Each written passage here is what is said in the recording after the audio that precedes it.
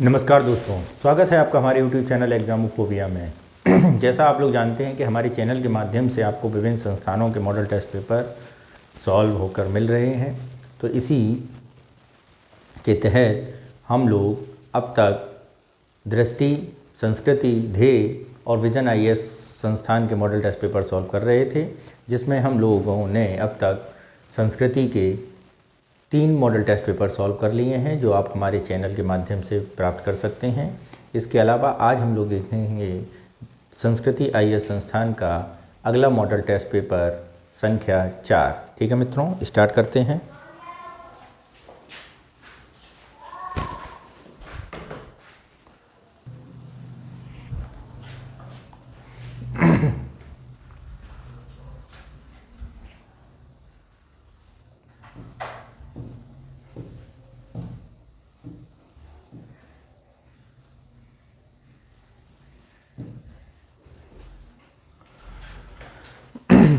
पहला क्वेश्चन क्या है? पहला क्वेश्चन उसे देखते हैं।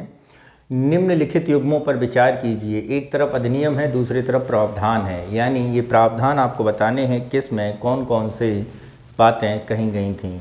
मार्ले मिंटो सुधार अधिनियम। मार्ले मिंटो सुधार अधिनियम में आप जानते हैं कि इसमें सांप्रदायिक पंचायत भी कहा जाता है और मुसलमानों के लिए अलग निर्वाचन की व्यवस्था की गई थी, जिसे हम पृथक निर्वाचन कहते हैं, यानी ये सही सुमेलित है। दूसरे आ जाओ, मॉन्टफोर्ड सुधार अधिनियम। अगर हम मार्ले मिंटो की बात करें तो 1909 में आया था और मॉन्टेस्क्यू फोर्ड ये आपका 1919 में आया था। इसमें क्या कहा जा रहा है? सीमित मताधिकार। तो जैसा कि आप लोग जानते हैं, मॉन्टफोर्ड अधिनियम, मॉन्टेस्क्यू, इसमें पृथक राज्यों का केंद्रीय नियंत्रण को कम किया गया और जो क्या कहते हैं विषयों को बांटा गया, यानी कार्य करने के विषयों को भी क्या किया गया था? बांटा गया था। और इसके बाद जो आपके मताधिकार हैं वो सीमित कर दिए गए थे। ये भी बात क्या है? बिल्कुल सही है। भारत शासन अधिनियम 1935 में अगर हम बात करें तो 1935 जो है ये आपका द्वैत शासन व्यवस्था की गई थी सेंटर स्तर पर, और स्टेट स्तर पर इसे समाप्त किया गया था। ये बात बिल्कुल सही है। भारत स्वतंत्रता अधिनियम 1947 रियासतों की स्वतंत्रता की बात की गई थी। ये भी बात बिल्कुल मित्रों क्या है? सही है।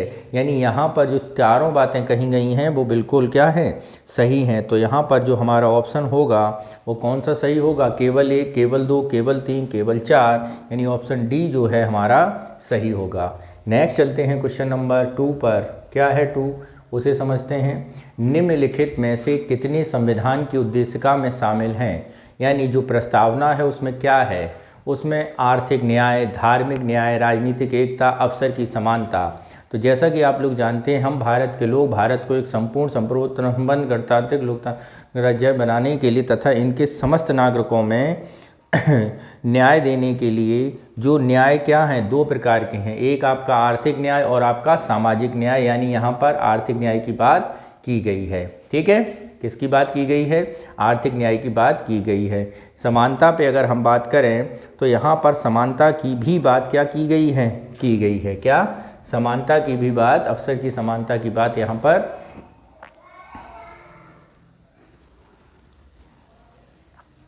प्रस्तावना में समाजवादी पंथनिरपेक्ष अखंडता शब्द जोड़े गए हैं। 3 न्यायों में सामाजिक, आर्थिक और राजनीतिक। और समानता की अगर हम बात करें तो भेदभाव के हर व्यक्ति को समान अवसर प्रदान करने की बात यहाँ पर की गई थी। ठीक है, बात समझ रहे हैं यहाँ पर। लेकिन धार्मिक न्याय और राजनीतिक न्याय की प्रस्तावना में कोई बात, एकता की बात नहीं की गई है, यानी 2 बातें की गई हैं। तो यहाँ पर कौन सा ऑप्शन सही होगा? बी ऑप्शन जो है हमारा सही हो जाएगा।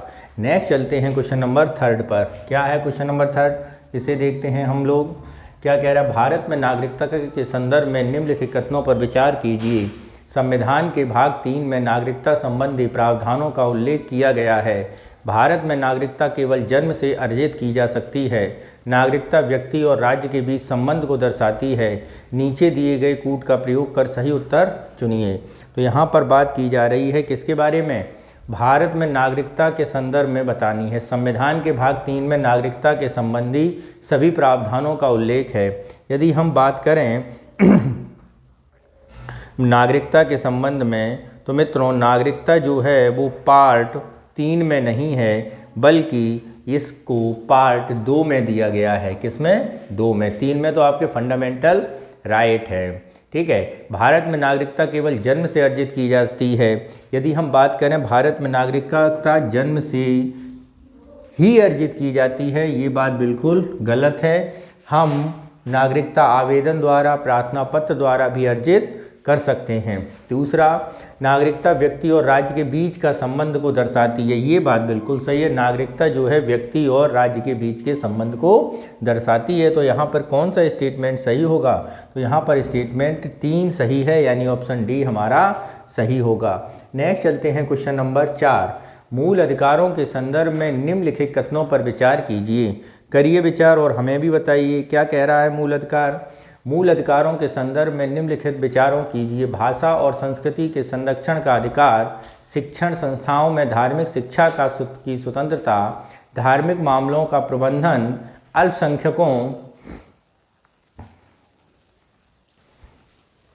अल्पसंख्यकों को शैक्षिक समानताएं स्थापित करने का अधिकार, उपरोक्त में से कितने धार्मिक स्वतंत्रता के अधिकार के अंतर्गत शामिल हैं? केवल 1, केवल 2, केवल 3 और सभी 4। तो यहाँ पर यदि हम बात करें कौन सी बातें यहाँ पर सही हैं, तो यहाँ पर क्या कहा जा रहा है, इसे ज़रा समझिए।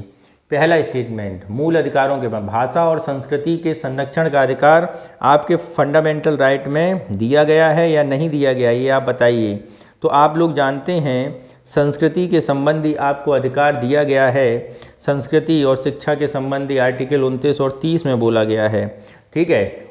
तो यहाँ पर यदि हम बात करें तो आपका जो स्टेटमेंट पहला है वो बिल्कुल सही है।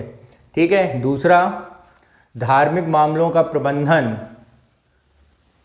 निम्नलिखित पर विचार की। अल्पसंख्यक शैक्षिक संस्थाओं को स्थापित करने का उपयोग में से कितनी धार्मिक स्वतंत्रता, अच्छा धार्मिक स्वतंत्रता के अधिकार के अंतर्गत शामिल हैं। ओके, ये सारे अधिकार देखो, ये सारी फंडामेंटल राइट के अंतर्गत हैं, लेकिन आपसे जो स्पेशल पूछा है वो आपकी धार्मिक स्वतंत्रता के बारे में पूछा है। ये बात ध्यान रखना, किसके बारे में पूछा है? धार्मिक स्वतंत्रता के बारे में पूछा है। तो धार्मिक स्वतंत्रता की अगर हम यहाँ पे बात करेंगे तो सबसे पहले धार्मिक स्वतंत्रता की बात की गई है 25 से 28 तक।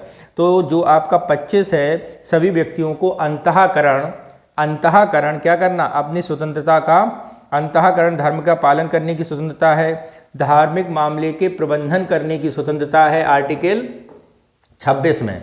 किसमें है? आर्टिकल 26 में। ठीक, बात समझना ध्यान से। 27 क्या कह रहा है? किसी भी व्यक्ति को किसी भी धार्मिक विशेष संप्रदाय की अभिवृद्धि और पोषण के व्यय करने के लिए समुदाय के हेतु बाध्य नहीं किया जाएगा। ठीक है। 28 की अगर बात करें तो ऐसे संस्थान जिनका प्रशासन राज्य करता है, उनकी स्थापना किसी न्यास के तहत हो, ऐसे संस्थान राज्य की मान्यता प्राप्त हों, राज्य द्वारा वित्तीय सहायता प्राप्त हों, धार्मिक शिक्षा की अनुमति होती है। तो अल्पसंख्यकों को शैक्षिक संस्थाएं स्थापित करने का अधिकार, शैक्षिक संस्थाएं, भाषा संस्कृति शिक्षण संस्थाओं में धार्मिक स्वतंत्र शिक्षा की स्वतंत्रता। तो यहाँ पर यदि हम बात करें आर्टिकल 29 के बारे में, जो संस्कृति और शिक्षा संबंधी बात करता है, तो ये क्या कह रहा है? भारत के किसी भी भाग में रहने वाले नागरिकों को लिपि, संस्कृति और सुरक्षित रखने का अधिकार है। ये आर्टिकल 29 कह रहा है।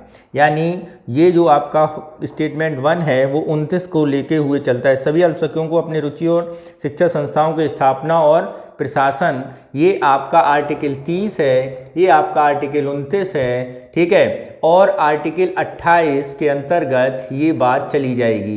ठीक है, 27, 28। तो यहाँ पर 2 स्टेटमेंट बिल्कुल सही है धार्मिक स्वतंत्रता के लिए, यानी ऑप्शन कौन सा सही हो जाएगा हमारा? बी हमारा सही हो जाएगा मित्रों। नेक्स्ट चलते हैं क्वेश्चन नंबर 5। क्या कह रहा है 5, इसे देखते हैं। पंचायती राज संस्थाओं के संदर्भ में निम्नलिखित कथनों पर विचार कीजिए। 1/3 स्थान महिलाओं के लिए आरक्षित हैं। आदिवासी क्षेत्रों में पंचायती व्यवस्था लागू नहीं है। राज्य निर्वाचन आयोग भारतीय चुनाव आयोग का अधीनस्थ होता है। उपरोक्त कथनों में से कौन से सही हैं? ठीक है। तो 1/3 स्थान महिलाओं पंचायती राज संस्थाओं के संदर्भ में निम्नलिखित कथनों पर विचार कीजिए। 1/3 स्थान महिलाओं के लिए आरक्षित हैं। ठीक है। तो यहाँ पर यदि हम बात करें, ये बात बिल्कुल क्या है? सही है। आपके पंचायती राज में जो 73वें संविधान संशोधन से जोड़ा गया था उसमें ये कहा गया है कि महिलाओं को 1/3 आरक्षण दिया जाएगा। ठीक है। नेक्स्ट क्या है, आदिवासी क्षेत्रों में पंचायती व्यवस्था लागू नहीं है। आदिवासी क्षेत्रों में पंचायत राज व्यवस्था लागू नहीं है, ये बात बिल्कुल सही है। राज्य निर्वाचन आयोग भारतीय चुनाव आयोग के अधीनस्थ होता है। यदि हम यहाँ पर राज्य निर्वाचन आयोग के बारे में बात करें तो अनुच्छेद 243 के अनुसार पंचायतों का चुनाव कराने का अधिकार होता है और ये आपका भारतीय निर्वाचन आयोग के अधीनस्थ नहीं होता है। अनुसूचित क्षेत्रों में विस्तार कर दिया गया है और कथन, ठीक है। यहाँ पर यदि बात करें 73वें संविधान संशोधन से पंचायती राज व्यवस्था जो है वो संशोधन द्वारा यहाँ पर भी क्या कर दी गई है, लागू कर दी गई है। तो ये स्टेटमेंट क्या है, गलत दिया गया है। दूसरा, निर्वाचन आयोग भारतीय चुनाव आयोग के अधीनस्थ है, बिल्कुल अधीनस्थ नहीं है, ये भी बात बिल्कुल क्या है, गलत है। क्या है, गलत है। ठीक है। 1996 पेशा अधिनियम के अंतर्गत अनुसूचित क्षेत्रों के अधिनियम के उद्देश्य 73वें संविधान संशोधन परिवर्तन करके इसे आदिवासी क्षेत्रों में भी लागू कर दिया गया है 96 से। ठीक है। तो कौन सा सही है, एक सही है, तो ऑप्शन कौन सा सही होगा, एक हमारा जो है सही हो जाएगा, ए स्टेटमेंट सही है। नेक्स्ट चलते हैं, निम्नलिखित पर विचार कीजिए। शक्तियों का पृथक्करण, लिखित संविधान, राजस्व स्रोतों का केंद्रीकरण, एकीकृत न्यायपालिका, उपरोक्त में से कितनी भारतीय संघीय प्रणाली की विशेषताएं हैं? केवल 1, केवल 2, केवल 3, सभी 4। तो यहाँ पर यदि हम बात करें कौन सी बातें सही हैं, तो भारतीय संविधान के अनुच्छेद 1 के अनुसार यदि हम बात करें, क्या है, भारतीय संघीय प्रणाली की विशेषताओं को बताना है यहाँ पे। तो यहाँ पर यदि हम बात करते हैं भारतीय संघीय प्रणाली की विशेषताएं जो यहाँ पर दी गई हैं, तो सबसे पहली बात की करती है एकीकृत न्यायपालिका, यानी आपके यहाँ एकीकृत न्यायपालिका है वो आपकी संघीय व्यवस्था का एक विशेषता है, पहली बात समझना। ठीक है। दूसरी बात अगर हम यहाँ पे करें, दूसरी बात यदि हम यहाँ पे एकीकृत न्यायपालिका के बारे में बात करें, राजस्व स्रोतों का केंद्रीकरण, संघीय, ओहो एकीकृत, नहीं, रुकना, ये नहीं। हाँ, संघीय बताना है, सॉरी मित्रों, क्या बताना है, संघीय बताना, ये बात ध्यान रखना। संघीय अगर हम बात करते हैं तो भारत राज्यों का संघ कहा गया, यूनियन ऑफ स्टेट कहा गया है। ठीक है। भारत के संविधान में फेडरेशन की जगह यूनियन शब्द का प्रयोग किया गया है और इनमें बहुत अंतर होता है, ये बात बिल्कुल ध्यान से समझना, जिसमें बुनियादी अंतर केंद्र और राज्यों को आवंटित की गई शक्तियों से लिया जा सकता है। तो जरा इसको समझते हैं। तो सबसे पहले संघीय विशेषताओं में अगर हम समझें तो 2 स्तरीय शासन व्यवस्था है हमारे यहाँ। क्या है, 2 स्तरीय शासन व्यवस्था, जैसे स्वास्थ्य, स्थानीय सुशासन आदि अलग अलग काम सौंपे गए हैं। रक्षा, मुद्रा, संचार, ये सेंटर का काम है। दूसरी बात, लिखित संविधान, ये भारतीय दस्तावेज के तौर पर जाना जाता है और इसे एक प्रकार का आपका क्या है, एक प्रकार की संघीय व्यवस्था हो जाएगी। ठीक है।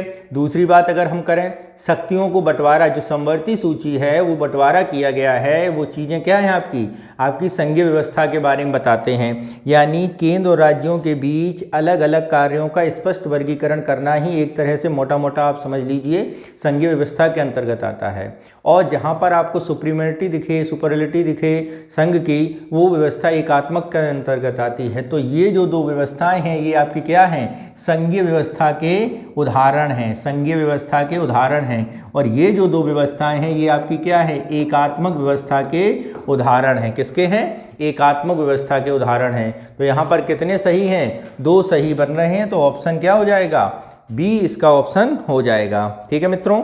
इसके अलावा शक्तियों का विभाजन, लिखित संविधान, स्वतंत्र न्यायपालिका, ये आपके संघीय व्यवस्था के अंतर्गत हैं। एकल नागरिकता, एकीकृत न्यायपालिका, ठीक है, और आपकी राज्यों का असमान प्रतिनिधित्व, ये आपके किसके रिप्रेजेंट करते हैं, ये एकात्मक या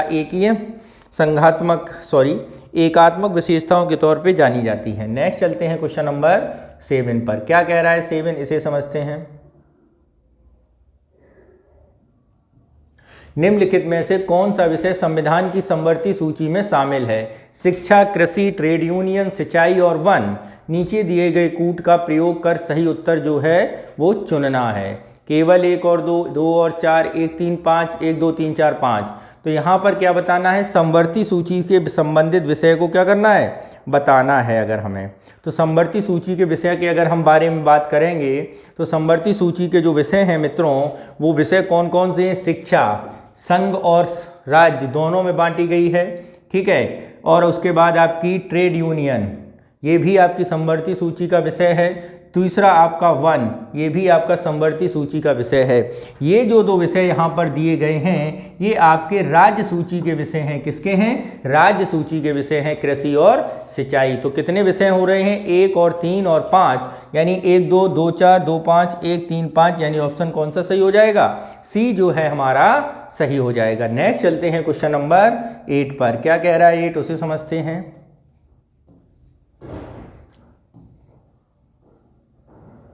भारत में राष्ट्रीय दलों के संदर्भ में निम्नलिखित कथनों पर विचार कीजिए। वर्तमान में भारत में 8 राष्ट्रीय दल हैं। कितने हैं? 8 राष्ट्रीय दल हैं वर्तमान में। जोड़ लेना मित्रों अपने 8 राष्ट्रीय, बीजेपी, बीएसपी, कांग्रेस, आम आदमी पार्टी, ठीक है। कौन से हैं राष्ट्रीय दल? ठीक। दूसरा, किसी दल द्वारा लोकसभा की प्रत्येक 25 सीट में कम से कम 1 सीट जीतने पर उस दल को राष्ट्रीय दल घोषित कर दिया जाता है। क्या कर दिया जाता है? एक दल को 25 में से 1 सीट दिखने पर क्या कर दिया जाता है?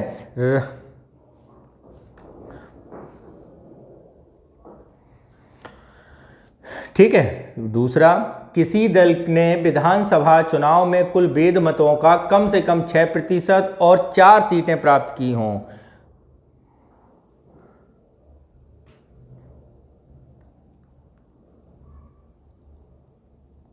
ठीक है। और दूसरा, और 2 सीटें प्राप्त उस दल को राष्ट्रीय दल की मान्यता दे दी जाती है।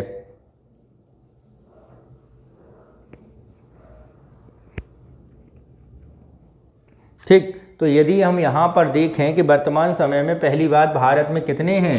वर्तमान समय में भारत में 6 राष्ट्रीय दल हैं। कितने हैं मित्रों? 6 राष्ट्रीय दल। अब यह क्या कह रहा है? किसी दल द्वारा लोकसभा की प्रत्येक 25 सीट में से कम कितनी सीटें जीत ले? कम से कम 4 सीटें, 1 सीट जीत ले। तो यहाँ पर यदि बात करें कि कोई दल लोकसभा में आम चुनावों में 4 अथवा अधिक राज्यों में वैध मतों का 6% तक मत प्राप्त कर ले और लोकसभा में कितनी सीटें प्राप्त कर ले? लोकसभा में 4 सीटें प्राप्त कर ले, यानी यहाँ पर ये भी बात क्या हो जाएगी? कम से कम 25 सीटों में नहीं, टोटल लोकसभा में सीटों का कितना कर ले? 4 सीटें प्राप्त कर ले और मत कितना हो? 6% मत प्राप्त हों, तो उसे क्या हो जाएगा? वो राष्ट्रीय दल के तौर पर उसे मान्यता दी जा सकती है। विधानसभा चुनाव में कुल वैध मतों का 6% प्राप्त हो और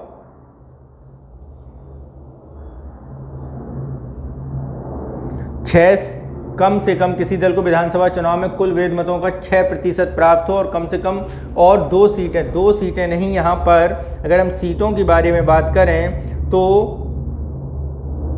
उसे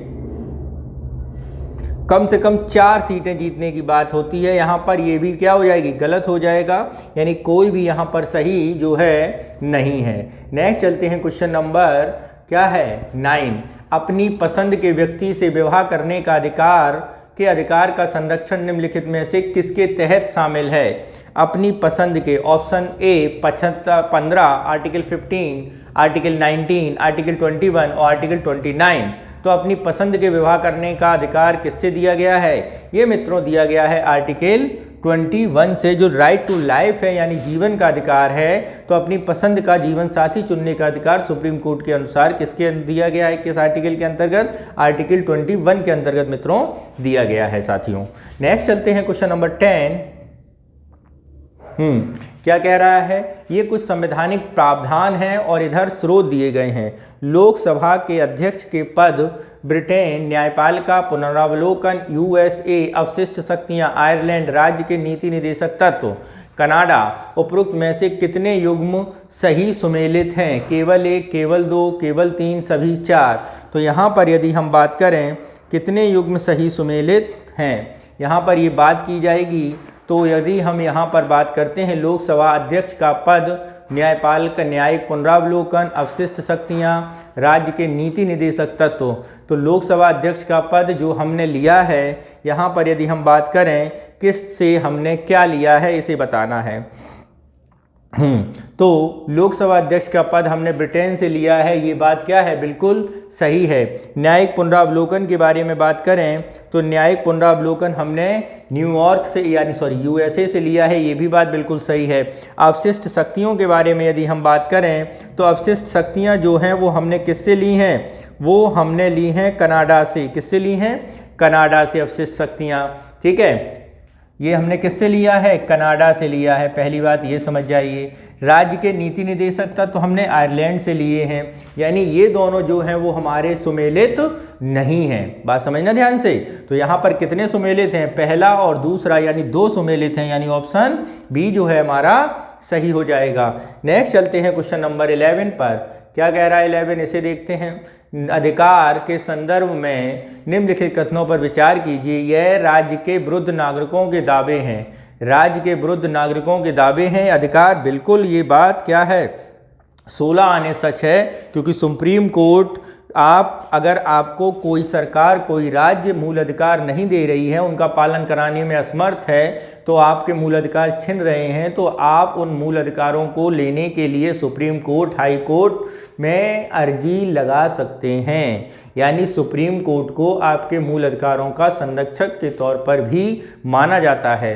तो यहाँ पर पहला स्टेटमेंट बिल्कुल सही है। दूसरे पे आ जाए, ये लोगों के बीच पारस्परिक संबंध व क्रिया के नियम हैं, ये भी बात बिल्कुल सही है। लोगों के बीच पारस्परिक संबंध एवं क्रिया के नियम हैं, ये भी निहायत ही सही बात है, यानी ऑप्शन सी जो है हमारा सही हो जाएगा। नेक्स्ट चलते हैं क्वेश्चन नंबर 12 पर। क्या है 12 उसे देखते हैं।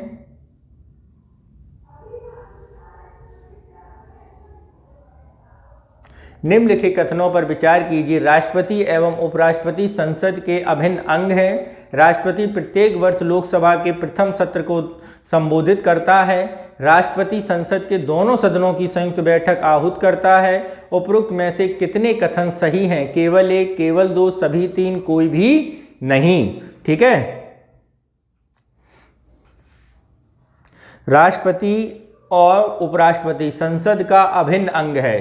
तो यदि हम यहाँ पर बात करें राष्ट्रपति और उपराष्ट्रपति, अगर यहाँ पर हम आर्टिकल 79 को ले लेते हैं तो 79 के अंतर्गत आपको ये पता होगा कि 79 के अंतर्गत जो संसद है उसमें आपकी लोकसभा और आपकी राज्यसभा दोनों प्लस आपका राष्ट्रपति ये आता है, उपराष्ट्रपति वहाँ पर नहीं आता है। यानी आपका संसद का अभिन्न अंग राष्ट्रपति है, उपराष्ट्रपति नहीं, यानी स्टेटमेंट 1 क्या हो जाएगा आपका, गलत हो जाएगा मित्रों। क्या हो जाएगा, गलत हो जाएगा। यहाँ पर किसी प्रकार का कोई भेदभाव नहीं करना है, इसको गलत कर देना है, क्योंकि जो 63 है आर्टिकल उसके अनुसार भारत का एक उपराष्ट्रपति होगा और 64 के अनुसार वो राज्यसभा का पदेन सभापति होगा, लोकसभा से उसका कोई संबंध नहीं है। दूसरा, राष्ट्रपति प्रत्येक वर्ष लोकसभा के प्रथम सत्र को संबोधित करता है, बिल्कुल बात सही है। राष्ट्रपति प्रत्येक वर्ष लोकसभा के प्रथम सत्र को संबोधित करता है, राष्ट्रपति का अभिभाषण होता है, उसके बाद धन्यवाद प्रस्ताव आता है राष्ट्रपति के लिए, ठीक है। राष्ट्रपति संसद के दोनों सदनों की संयुक्त बैठक को आहूत करता है। यदि कभी संयुक्त बैठक बुलाई जाती है आर्टिकल 108 के अंतर्गत तो उसकी अध्यक्षता कौन करेगा, लोकसभा स्पीकर करेगा, और उस संयुक्त बैठक के समापन की घोषणा कौन करेगा, राष्ट्रपति करेगा। यानी ये दोनों बातें बिल्कुल सही हैं। तो आर्टिकल क्वेश्चन कौन सा सही होगा, बी जो है हमारा सही हो जाएगा। नेक्स्ट चलते हैं क्वेश्चन नंबर 13 पर। क्या कह रहा है 13, संविधान के दायित्वों के उल्लंघन पर न्यायालय निषेध आदेश जारी करता है। गिरफ्तार व्यक्ति को न्यायालय के समक्ष उपस्थित करने परमादेश रिट जारी किया जाता है। उपयुक्त कथनों में से कौन से सही हैं। तो संवैधानिक दायित्वों के उल्लंघन पर न्यायालय निषेध आदेश जारी करता है।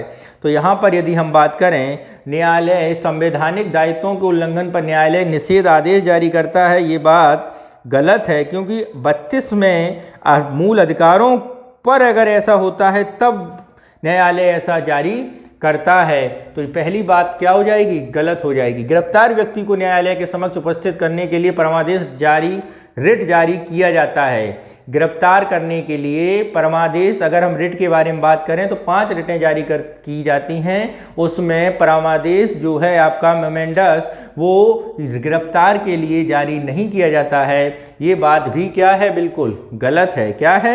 गलत है। बंदी प्रत्यक्षीकरण, न्यायालय किसी गिरफ्तार व्यक्ति को न्यायालय के सामने प्रस्तुत करने का आदेश देता है, ठीक है, तो वो बंदी प्रत्यक्षीकरण है, न कि वो परमादेश है। परमादेश तब जारी होता है जब न्यायालय को लगता है कि सार्वजनिक पदाधिकारी अपनी कानूनी संवैधानिक दायित्वों का पालन नहीं कर पा रहा। ये बात ध्यान रखना, गिरफ्तार व्यक्ति को प्रत्यक्ष उपस्थिति के लिए बंदी प्रत्यक्षीकरण किया जाता है। क्या किया जाता है? बंदी प्रत्यक्षीकरण, हैप्स कॉर्पस, वो किया जाता है, ठीक है। तो यहाँ पर ये दोनों बातें निहायती क्या हैं, गलत हैं। ऑप्शन कौन सा सही होगा? डी जो है हमारा सही हो जाएगा।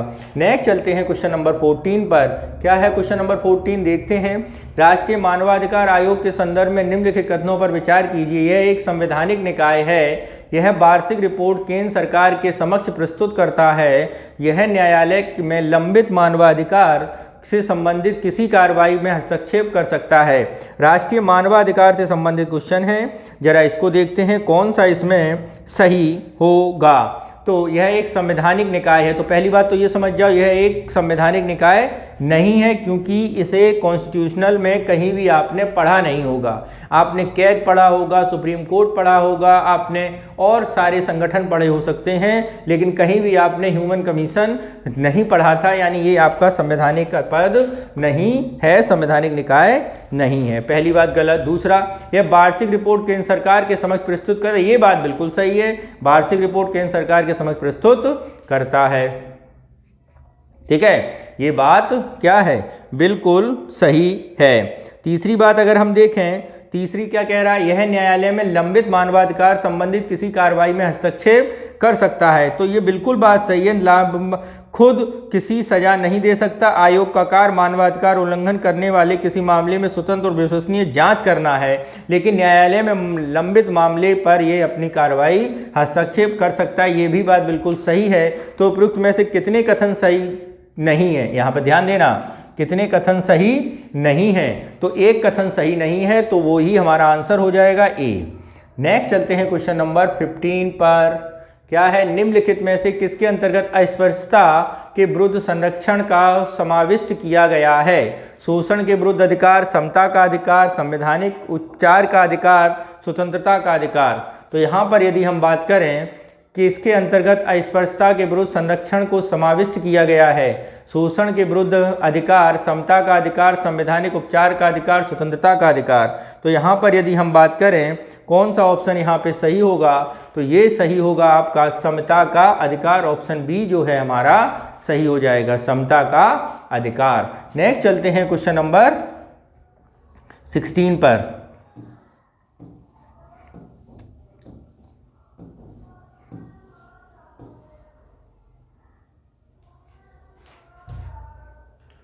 संविधान सभा के संदर्भ में निम्नलिखित कथनों पर विचार कीजिए। इसके सदस्य सार्वभौमिक वयस्क मताधिकार के आधार पर चुने गए। इसका उद्देश्य नेहरू द्वारा 1946 के में प्रस्तुत उद्देश्य प्रस्ताव में मिलता है। उपरोक्त कथनों में से कौन से सही हैं? तो संविधान सभा के संदर्भ में यदि हम बात करें तो कौन सा स्टेटमेंट यहाँ पे सही होगा? तो संविधान सदस्य सार्वभौमिक वयस्क मताधिकार के आधार पर चुने गए थे, बिल्कुल गलत। वो के आधार पर नहीं चुने गए थे, वो जो सदस्य थे उन्हीं में से संविधान सभा में चुन लिए गए थे। इसका उद्देश्य नेहरू द्वारा 1996 में प्रस्तुत प्रस्ताव से मिलता है, बिल्कुल इसका मिलता है, ये बात बिल्कुल सही है। ऑप्शन बी जो है हमारा सही हो जाएगा। नेक्स्ट चलते हैं क्वेश्चन नंबर 17 पर। क्या कह रहा है 17? भारत के प्रधानमंत्री के संदर्भ में निम्न कथनों पर विचार कीजिए। संविधान में इसके लिए प्रत्यक्ष चुनाव का प्रावधान है। संविधान में इसके लिए प्रत्यक्ष चुनाव का प्रावधान है राष्ट्रपति प्रधानमंत्री के लिए। इस प्रत्यक्ष चुनाव का कतई नहीं है, लोकसभा सदस्य होता है और वही लोकसभा सदस्य अपने में से एक व्यक्ति को चुनते हैं, वही आपका प्रधानमंत्री होता है। इसकी नियुक्ति राष्ट्रपति द्वारा की जाती है, ये बात बिल्कुल कायदे की है। अन्य मंत्रियों की नियुक्ति प्रधानमंत्री द्वारा नहीं की जाती है। अन्य मंत्रियों की नियुक्ति जो है प्रधानमंत्री की सलाह पर, किसकी सलाह पर? प्रधानमंत्री की सलाह पर कौन करता है? आपके यहाँ के राष्ट्रपति करते हैं, यानी ऑप्शन 3 भी हमारा क्या हो जाएगा, गलत हो जाएगा। तो केवल एक सही है, वो है 2, यानी बी ऑप्शन हमारा जो है वो सही हो जाएगा। नेक्स्ट चलते हैं क्वेश्चन नंबर 18। केंद्रीय मंत्रिपरिषद के संदर्भ में निम्नलिखित कथनों पर विचार कीजिए। यह संसद के प्रति सामूहिक रूप से उत्तरदायी होती है। ये बात बिल्कुल सही है। केंद्रीय मंत्रिपरिषद क्या है, संसद के प्रति सामूहिक रूप से जो है संसद के प्रति सामूहिक रूप से उत्तरदायी। तो यहाँ पे संसद नहीं शब्द आएगा, यहाँ पे लोकसभा के प्रति सामूहिक रूप से क्या होती है, उत्तरदायी, यानी ये बात गलत हो जाएगी। 91वें संविधान संशोधन अधिनियम द्वारा इसके आकार को निश्चित किया, बिल्कुल इसके आकार को निश्चित किया गया है 91वें संविधान संशोधन के द्वारा, ठीक है। और यदि हम बात करें 91वें संविधान संशोधन 2003 के द्वारा कुल सदस्य संख्या का 15% के से ज़्यादा व्यक्ति क्या हैं, मंत्री पद नहीं ले सकते हैं। तो 75 का खा इसमें जोड़ा गया है, क्या जोड़ा गया है, 75 का बी क्लॉज जोड़ा गया है। और किसी भी हालत में इसमें आकार 15% से ज़्यादा नहीं होगा। तो ऑप्शन कौन सा सही है, बी ऑप्शन हमारा सही है। नेक्स्ट चलते हैं क्वेश्चन नंबर 19 पर। क्या कह रहा है 19, ये कुछ रिटें हैं, इन्हें समझिए। रिट परमादेश संवैधानिक दायित्वों का पालन हेतु, बिल्कुल सही है। प्रतिषेध सार्वजनिक कार्यालयों में किसी के दावे की जांच हेतु। उत्प्रेषण विचाराधीन विषयों के स्थानांतरण हेतु। अधिकार प्रतिष्ठा अधिकार क्षेत्र का अतिक्रमण हेतु। तो यहाँ पर यदि हम बात करें कौन सी बात यहाँ पर जो है वो सही है, तो सबसे पहले आता है बंदी प्रत्यक्षीकरण। तो बंदी प्रत्यक्षीकरण द्वारा न्यायालय किसी गिरफ्तार व्यक्ति को न्यायालय के सामने प्रस्तुत करने का आदेश देता है, ठीक है। परमादेश साबित अर्थ हम आदेश देते हैं कि जब आदेश जारी किया जाता है तो न्यायालय को लगता है कि कोई सार्वजनिक पदाधिकारी कानूनी और संवैधानिक दायित्वों का पालन नहीं कर रहा है, इसीलिए ये जारी किया जाता है, यानी ये क्या हो गया, बिल्कुल सही हो गया। प्रतिषेध के बारे में बात करें, जब इसका शर्त होता है मना करना, क्या करना, मना करना किसी दावे की जांच हेतु। निषेध या प्रतिषेध, यानी जब कोई निचली अदालत अपने अधिकार क्षेत्र को अतिक्रमण करके मुकदमे की सुनवाई करती है तो उसकी ऊपर की अदालतें ऐसा करने से रोकती हैं, निषेध आदेश जारी करती हैं। और जबकि एक सार्वजनिक कार्यालय में जांच होने की बात होती है, ये बात बिल्कुल क्या है, गलत है। दूसरी बात करते हैं, उत्प्रेषण का शाब्दिक अर्थ होता है प्रमाणित होना। जब कोई निचली अदालत या सरकारी अधिकारी बिना अधिकार के कोई कार्य को करता है तो न्यायालय उसके समक्ष विचाराधीन मामले लेकर उसको उत्प्रेषण करती है, यानी अपने लोग पास बुला लेती है, ये बात बिल्कुल सही है। अधिकार परीक्षा अधिकार क्षेत्र के अतिक्रमण। अधिकार परीक्षा का शब्द होता है किस अधिकृत द्वारा, तो यानी आपने किस हैसियत से उस काम को किया है, तो इसे अधिकार के अतिक्रमण के तौर पर नहीं देखा जाता है। इसका अर्थ होता है किस अधिपत्र द्वारा यह किसी व्यक्ति के सार्वजनिक कार्यालय के दावे की वैधता की जांच करता है, न्यायालय द्वारा जारी किया जाता है। जब न्यायालय को लगता है कोई व्यक्ति ऐसे पद पर नियुक्त हो गया है जो उसका कोई कानूनी हक नहीं है, तब न्यायालय इस पर जारी करता है, यानी अधिकार परीक्षा। तो कितने सही हैं, 2 सही लग रहे हैं। देखते हैं क्या है आगे, कितने सही हैं, 2 सही हैं, यानी ऑप्शन बी हमारा सही हो जाएगा। नेक्स्ट चलते हैं क्वेश्चन नंबर 20 पर। निम्नलिखित में से कौन सा कथन सही नहीं है। भारतीय संविधान द्वैध न्यायिक व्यवस्था की स्थापना करता है। सर्वोच्च न्यायालय का कार्य उत्तरदायित्व संविधान में उल्लेखित किए गए हैं, बिल्कुल सही है।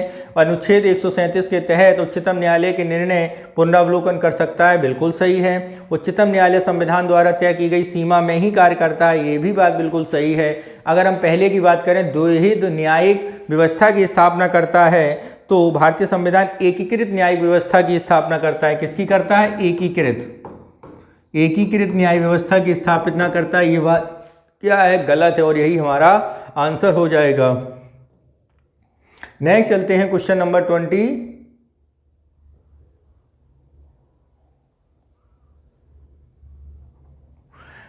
संपत्ति के अधिकार के संदर्भ में निम्नलिखित कथनों पर विचार कीजिए है। अनुच्छेद 300 का के अंतर्गत शामिल है। 42वें संविधान संशोधन के तहत इसे एक विधिक अधिकार बनाया गया है। उपरोक्त कथनों में से कौन से कथन सही हैं, कितने कौन से कथन सही हैं। यह अनुच्छेद संपत्ति के अधिकार 300 का के अंतर्गत शामिल है, बात सही है। 42वें संविधान संशोधन से विधिक अधिकार बनाया गया है, तो ये 42वें संविधान संशोधन से नहीं, इसे बनाया गया था मित्रों 44वें संविधान संशोधन 1978 से विधिक अधिकार, यानी ये बात गलत हो जाएगी। तो कौन सा सही है, केवल एक सही है, यानी ऑप्शन ए जो है हमारा सही हो जाएगा। नेक्स्ट चलते हैं क्वेश्चन नंबर 22 पर। क्या है 22, उसे देखते हैं। कार्यपालिका के संदर्भ में निम्नलिखित कथनों पर विचार कीजिए। अध्यक्षात्मक शासन प्रणाली में राष्ट्रपति विधायिका के प्रति उत्तरदायी होता है। संसदीय शासन प्रणाली के अंतर्गत प्रधानमंत्री विधायिका के प्रति उत्तरदायी होता है। अध्यक्षीय शासन व्यवस्था में राष्ट्रपति राज्य सरकार दोनों के प्रमुख होता है। उपरोक्त कथनों पर कौन से सही हैं? 1 और 2, 1 और 3, 2 और 3 और 1, 2, 3। तो यहाँ पर यदि हम बात करें कौन सा कथन सही होगा, तो यहाँ पर मित्रों अगर हम बात करें अध्यक्षात्मक शासन प्रणाली राष्ट्रपति विधायिका के प्रति उत्तरदायी होता है, ठीक है, ये बात गलत है। शासन प्रणाली में प्रधानमंत्री विधायिका के प्रति उत्तरदायी होता है, ये बात सही है। अध्यक्षीय शासन व्यवस्था में राष्ट्रपति राज्य सरकार दोनों का प्रमुख होता है, ये बात बिल्कुल सही है। यानी ऑप्शन बी यानी सी सही होगा, 2 और 3, ठीक है। नेक्स्ट चलते हैं क्वेश्चन नंबर 23 पर।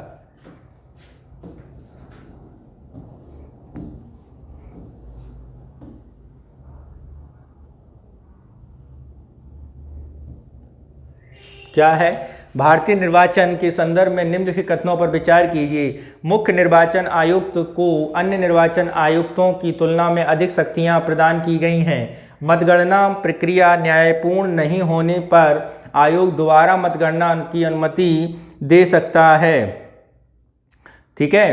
तो यहाँ पर कौन सा कथन सही है? तो अगर हम बात करें आर्टिकल 324 के अंतर्गत क्या बोला गया है? मुख्य निर्वाचन आयुक्त 2 अन्य निर्वाचन आयुक्तों के पास समान शक्तियां होती हैं, उनके वेतन भत्ते दूसरे अनुलाभ भी एक समान होते हैं।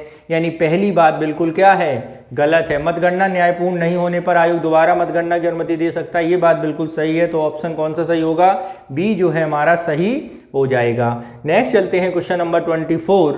भारतीय शासन व्यवस्था के संदर्भ में निम्नलिखित कथनों पर विचार कीजिए। संघ की कार्यपालिका शक्तियां राष्ट्रपति को प्रदान की गई हैं।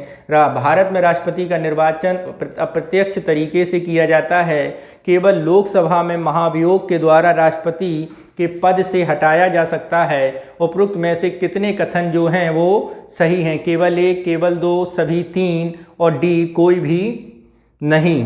तो यहाँ पर यदि हम बात करें कौन सी बात यहाँ पर क्या है? सही है। तो देखते हैं संघ की कार्यपालिका की शक्तियां राष्ट्रपति को प्रदान की गई हैं। संघ में कार्यपालिका की शक्तियां किसे प्रदान की गई हैं? राष्ट्रपति को। अनुच्छेद 53 के अंतर्गत ऐसा किया गया है। भारत में राष्ट्रपति का निर्वाचन अप्रत्यक्ष तरीके से किया जाता है, ये भी बात बिल्कुल क्या है? सही है। अप्रत्यक्ष तरीके से केवल लोकसभा महाभियोग द्वारा राष्ट्रपति के पद से हटाया जा सकता है, ऐसा नहीं है। लोकसभा और राज्यसभा दोनों में महाभियोग चलाया जा सकता है, ये बात गलत है। कितनी का सही है? 2 सही है, यानी ऑप्शन बी जो है हमारा सही हो जाएगा। नेक्स्ट चलते हैं क्वेश्चन नंबर 25। निम्नलिखित में से कौन सा कथन राज्यसभा की शक्तियों के संदर्भ में सही नहीं है? देखते हैं। उपराष्ट्रपति को हटाने का प्रस्ताव राज्यसभा में ही पुनः स्थापित किया जा सकता है, सही है। संसद को राजसूची के किसी भी विषय पर कानून बनाने का अधिकार प्रदान होता है, सही है।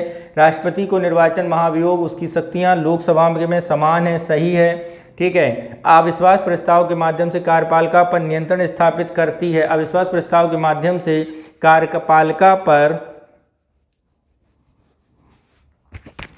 यह अविश्वास निम्नलिखित में से राज्यसभा अविश्वास प्रस्ताव, पहली बात तो ये समझ जाइए कि राज्यसभा में नहीं, कहाँ पे जाता है? वो मित्रों लोकसभा में जाता है। तो यहाँ पे बात की गई है राज्यसभा के लिए, तो ये कथन लोकसभा के लिए तो सही हो जाता, राज्यसभा के लिए सही नहीं होगा और यही हमारा आंसर हो जाएगा, ठीक है।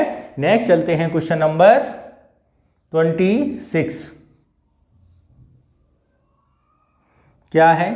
निम्नलिखित कथनों पर विचार कीजिए। संविधान संशोधन विधेयक राष्ट्रपति की पूर्व सहमति से ही पेश किया जा सकता है। क्या है? पूर्व सहमति से ही पेश किया जा सकता है। अगर हम संविधान संशोधन की विधेयक के बारे में बात करें तो पार्ट 20 किसमें है? पार्ट 20 के आर्टिकल 368 में संविधान संशोधन की प्रक्रिया के बारे में बताया गया है और उसमें राष्ट्रपति की पूर्व सहमति नहीं चाहिए, पहले पास होना चाहिए। धन विधेयक संसद के किसी भी सदन में प्रस्तुत किया जा सकता है। धन विधेयक अगर हम बात करें आर्टिकल 110 के अंतर्गत, वो केवल किस में प्रस्तुत होगा? वो केवल लोकसभा में प्रस्तुत होगा, किसी भी सदन में प्रस्तुत नहीं होगा। ये बात क्या हो जाएगी? गलत हो जाएगी। तो यहाँ पर कौन सा कथन सही है? एक भी कथन सही नहीं है, यानी ऑप्शन डी हमारा आंसर होगा। नेक्स्ट चलते हैं क्वेश्चन नंबर 27। क्या कह रहा है 27, इसे देखते हैं। दल बदल कानून लागू होने के संदर्भ में निम्नलिखित कथनों पर विचार कीजिए। करिए विचार। अपने दल के निर्देशों के विरुद्ध सदन में मतदान करना दल बदल कानून के विरुद्ध, ठीक है। स्वेच्छा से अपने दल की सदस्यता का त्याग देना, चुने गए निर्दलीय दल के किसी राजनीतिक दल में शामिल हो जाना, मनोनीत सदस्य की सीट ग्रहण करने की तारीख से 6 माह के बाद किसी राजनीतिक दल में शामिल होना। उपरोक्त में से कितने कथन सही हैं? तो दल बदल कानून के संबंध में ये चारों कथन क्या हैं मित्रों? बिल्कुल सही हैं। और इस वर्ष दल बदल की बड़ी प्रक्रिया हुई है, तो हो सकता है कि दल बदल से संबंधित आपके लिए क्वेश्चन जरूर यूपीएससी में पूछा जाए। यानी ये सभी बातें बिल्कुल दल बदल कानून के संबंध में सही हैं। यानी कौन सा ऑप्शन सही होगा? डी जो है हमारा सही होगा। नेक्स्ट चलते हैं क्वेश्चन नंबर,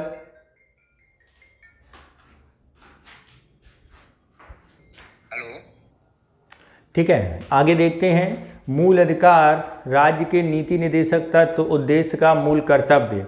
उपरोक्त में से संविधान के कितने भागों में भारत की संप्रभुता, एकता और अखंडता की रक्षा का उपबंध है? ठीक है, तो यही हमें देखना है, एकता अखंडता के उपबंध आपने किन किन में किया है। तो मूल अधिकारों में अगर हम बात करें तो मित्रों आपके जो मूल अधिकार हैं उसमें आपको क्या क्या गया? उपरोक्त में से कितने भागों भारत की संप्रभुता, एकता और अखंडता की रक्षा का कर्तव्य है?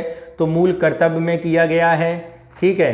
राज्य के नीति निदेशक तत्व उद्देश्य का और मूल अधिकार। तो यहाँ पर यदि हम बात करें तो राज्य के नीति निदेशक तत्व 36 से 51 हैं, ठीक है। मूल अधिकारों में बात की गई है एकता और अखंडता की, उद्देशिका में बात की गई है एकता और अखंडता की,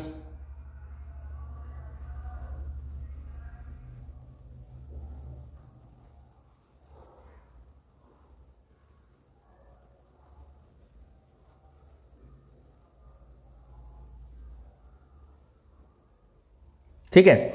देखते हैं मूल अधिकारों में, आप देखते हैं आर्टिकल 19 में जो बात की गई वाक और स्वतंत्रता के, उसमें ये कहा गया है कि कैसी भी ऐसी बात नहीं की जाएगी जो आपकी एकता अखंडता को खंडित करे। यानी यहाँ पर बात जो है वो की गई है। डीपीएसपी 36 से 51 के बीच आप जाएंगे तो आपको कहीं भी भारत की एकता और अखंडता के बारे में उल्लेख नहीं मिलता है। उद्देशिका के बारे में अगर हम बात करें तो पंडित जवाहरलाल नेहरू ने लास्ट में ये स्टेटमेंट भी दिया था कि हम भारत की एकता और अखंडता का अक्षुण्ण रखेंगे। यानी यहाँ पर भी बात की गई है। मूल कर्तव्य में भी जाएंगे तो ऐसे आदर्शों और संयोग रखेंगे जिससे हमारी, और ऐसे कोई भी नियम नहीं करेंगे जिससे हमारी एकता और अखंडता विघटित हो। यानी यहाँ पर भी एकता अखंडता की बात की गई है। यानी ऑप्शन सी हमारा सही हो जाएगा। 3 जगह एकता अखंडता की रक्षा करने की बात की गई है। नेक्स्ट चलते हैं क्वेश्चन नंबर 29 पर। क्या कह रहा है 29?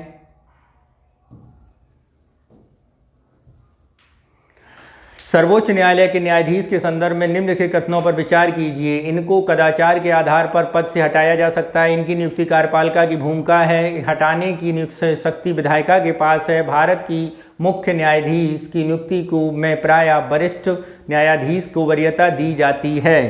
तो यहाँ पर यदि हम बात करें तो ये जो तीनों बातें कही गई हैं, ये तीनों बातें बिल्कुल क्या हैं? यथार्थ हैं, सही हैं। यानी ऑप्शन जो डी है वो हमारा सही होगा। नेक्स्ट चलते हैं क्वेश्चन नंबर 30। संविधान के उद्देश्य प्रस्ताव में स्वतंत्रता एवं संप्रभु गणराज्य की संकल्पना निर्दिष्ट है। निम्नलिखित में से कौन सा संप्रभु और स्वतंत्रता के भारत में समस्त शक्तियों एवं सत्ता का स्रोत है?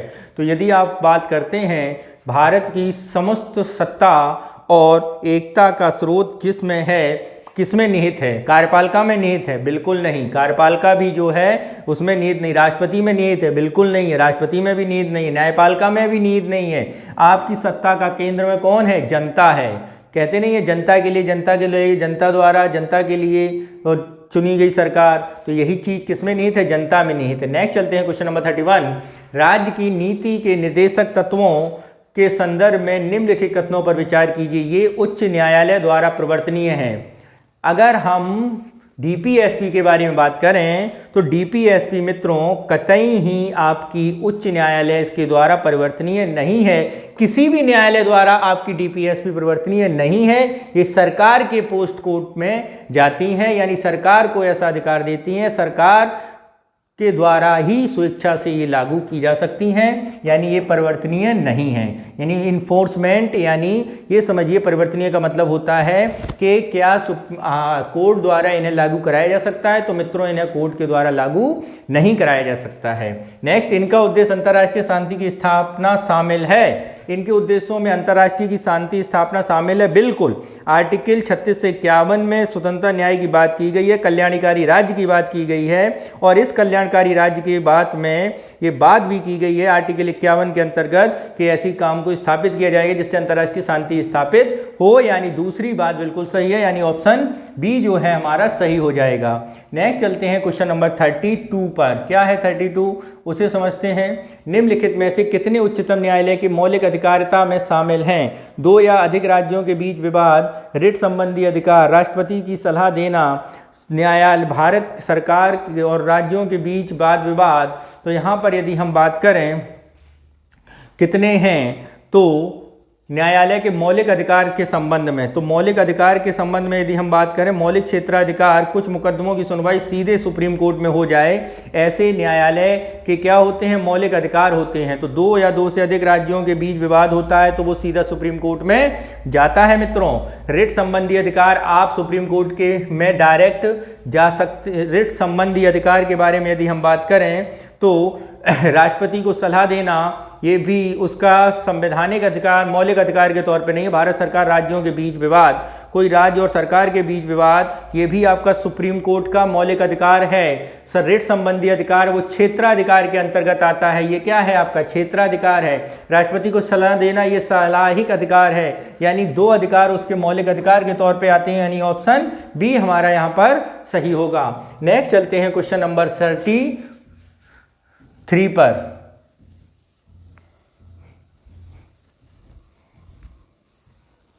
क्या है? निम्नलिखित कथनों पर विचार कीजिए। संविधान में आधारभूत संरचना की स्पष्टता वर्णन किया गया है। संविधान संशोधन के माध्यम से आधारभूत संरचना को परिवर्तित किया जा सकता है। संविधान की आधारभूत संरचना स्पष्टता वर्णन किया गया है, ये बात सही है या नहीं है? तो यहाँ पर यदि हम बात करें संविधान की आधारभूत संरचना का स्पष्टता वर्णन संविधान में कहीं नहीं किया है, वो तो केशवानंद भारतीय केस में बात की गई थी फंडामेंटल स्ट्रक्चर की, यानी पहली बात गलत हो जाएगी। संविधान के माध्यम से आधारभूत संरचना को परिवर्तित किया नहीं, आधारभूत संरचना कभी भी परिवर्तित नहीं की जाएगी, ये मेरे दोस्तों याद रखना। ये बात की गई है सुप्रीम कोर्ट के द्वारा, यानी यहाँ पर ये दोनों बातें बिल्कुल गलत हैं। तो कौन सी सही है? एक भी सही नहीं, ऑप्शन डी हमारा सही हो जाएगा। नेक्स्ट चलते हैं क्वेश्चन नंबर 34 पर। क्या कह रहा है 34, उसे देखते हैं। निम्नलिखित कथनों पर विचार कीजिए। क्या है विचार, इसे देखिए। राज्य सूची के विषय समवर्ती सूची में हस्तांतरित करने के लिए राज्यसभा की सहमति आवश्यक है। बिल्कुल आवश्यक है। मंत्रिपरिषद सामूहिक रूप से संसद, कितने बार बताएं, ये संसद के प्रति नहीं होगी, ये लोकसभा के प्रति होगी, ये बात गलत हो जाएगी। राज्यसभा धन विधेयक संबंध प्रस्ताव नहीं कर सकती, प्रस्तावित कर सकती है। राज्यसभा धन विधेयक के संशोधन संबंधित प्रस्तावित कर सकती है। मानना या न मानना लोकसभा का बाध्यकारी हक है, यानी ये भी बात क्या हो जाएगी? गलत हो जाएगी। यानी ऑप्शन कौन सा सही होगा? ऑप्शन केवल एक हमारा स्टेटमेंट जो है वो सही होगा। ठीक है, ऑप्शन ए सही हो जाएगा। नेक्स्ट चलते हैं क्वेश्चन नंबर 35। निम्नलिखित कथनों पर विचार कीजिए। अनुच्छेद 2 के अंतर्गत संसद विधि द्वारा किसी राज्य की सीमा अथवा नाम को परिवर्तित कर सकती है। अनुच्छेद 3 के अंतर्गत संसद द्वारा संघ में नए राज्यों का प्रवेश अथवा स्थापना की जा सकती है। तो यहाँ पर यदि हम बात करें, ये दोनों बातें क्या हैं? बिल्कुल गलत हैं, यानी ऑप्शन डी हमारा हो जाएगा। अनुच्छेद 2 के अंतर्गत संसद विधि द्वारा राज्य की सीमा अथवा उसमें परिवर्तन कर सकती है, तो ये चीज़ अनुच्छेद 3 में कही है, सीमा को घटाना या बढ़ाना। ठीक है, अनुच्छेद 2 के अंतर्गत संसद संघ राज्यों में प्रवेश की स्थापना की जा सकती है। ठीक है, सीमा को घटाना बढ़ाना 3 में है और 2 में ये है, ये बात ध्यान रखना। नेक्स्ट चलते हैं क्वेश्चन नंबर 36 पर। किस पर चलें? 36 पर। क्या कह रहा है 36, इसे देखते हैं। राष्ट्रपति शासन के संदर्भ में निम्नलिखित कथनों पर विचार कीजिए। इसकी उद्घोषणा किसी राज्य के संवैधानिक तंत्र की विफलता के आधार पर की जा सकती है। ये बात बिल्कुल क्या है? नितांत सही है। ठीक है। दूसरी, इसे संसद की अनुमति से अनिश्चित काल के लिए लागू किया जा सकता है। ये बात गलत है, संसद की अनुमति से अनिश्चित काल के लिए लागू नहीं किया जा सकता। 6 महीने बाद इसको पुनर्परिभाषित करना पड़ता है। यह मूल अधिकारों को प्रभावित नहीं करता, बिल्कुल सही है। राज्य के समस्त कार्यपालिका की शक्तियां संघीय कार्यपालिका के अधीन हो आ जाती हैं, ये बात सही है। 3 कथन सही हो जाएंगे। नेक्स्ट चलते हैं क्वेश्चन नंबर 37 पर। क्या है 37, इसे देखते हैं। पंचायती राज से संबंधित समितियां हैं पी.के. थुंगन समिति, अशोक मेहता समिति, एल.एम. सिंघवी समिति, जी.वी.के. राव समिति। तो पी.के. थुंगन समिति के बारे में बात करनी है तो पी.के. थुंगन समिति ने क्या किया था, स्थानीय निकायों को संवैधानिक अधिकार देने का दर्जा सबसे पहले पी.के. थुंगन ने ही बताया था। अशोक मेहता ने 2 स्तरीय पंचायती राज व्यवस्था की बात की थी, एक आपके ग्रामीण स्तर पर, एक आपके जिला स्तर पर, ठीक है, ब्लॉक स्तर की बात नहीं की थी। एल.एम. सिंघवी ने पंचायती राज संस्थानों को संवैधानिक दर्जा की प्रावधान इसने भी किया था। जी.के. राव जिला स्तरीय निकाय को महत्वपूर्ण स्थान दिया था। यानी जो चारों बातें हैं बिल्कुल सही सुमेलित हैं। ऑप्शन डी जो है हमारा सही हो जाएगा। नेक्स्ट चलते हैं क्वेश्चन नंबर 38 पर। 73वें संविधान संशोधन अधिनियम के स्थान पर विचार कीजिए, करिए विचार और हमारा भी विचार कराइए। क्या कह रहा है, इस अधिनियम को पंचायती राज संस्थाओं को संवैधानिक दर्जा दिया गया, बिल्कुल सही बात है। दूसरा, मतदाता के रूप में पंजीकृत प्रत्येक वयस्क व्यक्ति ग्राम सभा का सदस्य होता है, ये भी सही है। पंचायत के तीनों स्तर पर प्रतिनिधियों का चुनाव प्रत्यक्ष रूप से जनता द्वारा किया जाता है। तीनों स्तरों पर प्रत्यक्ष रूप से जनता द्वारा किया जाता है, ये भी बात बिल्कुल सही है। यानी 1 2 3 तीनों बातें सही हैं। देखते हैं कि आगे क्या है। उपरोक्त में से कितने कथन सभी सही हैं, यानी डी और सी ऑप्शन सही हो जाएगा। नेक्स्ट चलते हैं हम लोग, निम्नलिखित में कौन सा राष्ट्रीय विधिक सेवा प्राधिकरण यानी नालसा के उद्देश्यों में सम्मिलित नहीं है। ये निःशुल्क कानूनी सहायता नालसा का उद्देश्य है, बिल्कुल सही है। लोक अदालतों का आयोजन, ये भी है। विवाद निपटाने हेतु वैकल्पिक समाधान, ये भी है। अपराध पीड़ित व्यक्तियों को कोई मुआवजा नहीं, इसमें मुआवजा दिया जाता है, ये बात गलत है, यानी यही हमारा आंसर होगा। नेक्स्ट चलते हैं क्वेश्चन नंबर 40 पर। संविधान संशोधन के संदर्भ में निम्नलिखित कथनों पर विचार कीजिए। क्या है विचार, देखिए। इस आशय का प्रस्ताव केवल लोकसभा में ही प्रस्तुत किया जा सकता है। संसद अनुच्छेद 368 में वर्णित प्रक्रिया के अनुसार संविधान में संशोधन कर सकती है। राष्ट्रपति द्वारा इससे संविधान विधेयक पुनर्विचार हेतु वापस भेजा जा सकता है। यहाँ पर यदि हम बात करें कौन सी बात सही है, तो इस आशय का प्रस्ताव केवल लोकसभा में ही प्रस्तुत किया जा सकता है, ऐसा कोई प्रोविजन नहीं है। संसद 368 बढ़ी अनुसार संविधान में संशोधन कर सकती है, ये बात बिल्कुल सही है। राष्ट्रपति द्वारा इसके संवैधानिक विधेयक पुनर्विचार हेतु वापस नहीं दिया जा सकता, ये गलत, यानी ऑप्शन ए ही हमारा सही होगा। ठीक है मित्रों, नेक्स्ट क्वेश्चन देखते हैं, क्वेश्चन नंबर 41। अगला क्वेश्चन देखते हैं, क्वेश्चन नंबर 41 क्या कह रहा है। 41 उसे देखते हैं मित्रों।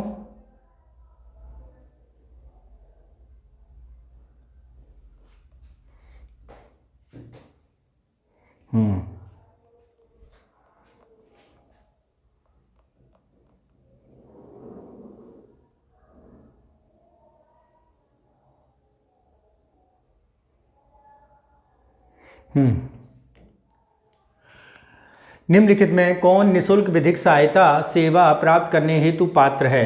तो महिलाएं और बच्चे, यानी 39A में बोला गया है निःशुल्क विधिक सहायता के लिए, तो महिलाएं और बच्चे हैं, औद्योगिक कामगार हैं, ठीक है, हिरासत में लिए गए व्यक्ति हैं, वरिष्ठ नागरिक के तौर पर इसमें कोई प्रावधान नहीं किया गया है, दिव्यांग व्यक्ति हैं और मानव तस्करी या बेगार से पीड़ित, इन लोगों को विधिक सहायता की बात यहाँ पर की गई है, यानी ऑप्शन सी जो है वो हमारा सही हो जाएगा। नेक्स्ट चलते हैं क्वेश्चन नंबर 42 पर। क्या है 42 उसे देखते हैं।